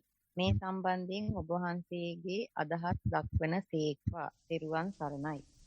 ඔය දෙක තියෙනවා. තව තුනක් තියෙනවා. ඔක්කොම පස් ආකාරයක් තියෙනවා. මායාවේ ආකාර පහක් දීලා තියෙනවා. තව ටිකක් කල් ඔහොම ඉන්න පුළුවන් වෙච්ච ලාක ඔය ඉතුරු කට්ටියත් එයි ළඟට. දැන් දෙන්නෙක් ඇවිල්ලා ඉන්නවා. ඉතින් ඔය හැම දෙයකම ලෑස්තිලා යන්. ඉතින් අර දෙන්නගේ හුරස් බලන්න එපා. දෙන්නගේ සමානකම් බලන්න. පංචමාර සේනා කියලා කියන්නේ. දසමාර සේනා තමයි අර. පංචමාර මාරේ පස් දෙනෙක් ඉන්නවා. ඔය ක්ලේශ මාර, මච්චු මාර දෙන්න තමයි කතා කරලා තියෙන්නේ. තව ඉන්නවා අபிසංකාර මාර ඕනෝ මතකත් නැහැ කට්ටිය ඉන්නවා. මාත් අඳුරන්නේ නැහැ දැන් කට්ටිය. ඒ නිසා ඉන්නකො ළඟදී ඒ කියන්නේ ඉතුරු තුන් දෙනා. හරි අපිට නේද ගන්න පුළුවන් 15 කොට අනුකම්පාව ලැබෙනවා. පූජනීය නායක ස්වාමීන් වහන්සේ ඇතුළු පූජනීය මහා සංඝරත්නයන් අවසරයි. බ්‍රහස්පතින්දා දවසේ සිදු කරනු ලබන ධර්මදේශනාවත් සමග බැඳුණු ධර්ම සාකච්ඡාවයි මේ දැන් නිමා වුණේ සම්බන්ධ වුණේ පූජනීය මහා සංඝරත්නයත් එක්ක යෝගාවචර පිරිසත් ගුවනින් සදා ඇති පිරිසක් එකතු වුණු ධර්ම සභාවක පූජනීය නායක ස්වාමීන් වහන්සේ විසින් ධර්ම දේශනාව පැවැත්වුවා. ඒට අනුරූපමත් වුණු ධර්ම කරුණු එකතු කරගෙන ධර්ම සාකච්ඡාවක් පැවැත්වුවා. ඒ තුලින් ලද පින පූජනීය නායක ස්වාමීන් වහන්සේ විසින් අත්පත් කරගත්තා වූ පිනත් අප විසින් සවන් දෙමින් සම්බන්ධ වෙමින් කරුණු ඉදිරිපත් කරමින් අත්පත් කරගත්තා වූ පිනත් අපටත් ලෝය සැමටත් නිවනින් සැනසෙන්නට හේතුව කියලා ප්‍රාර්ථනා තබාගෙන මෙසේ ගාථා සජ්ජායනා කළා පින් අනුමෝදන් කරමු. එත්තාවතාච අම්හෙහි සම්බතම් පුඤ්ඤ සම්පදං සබ්බේ දේවා අනුමෝදන්තු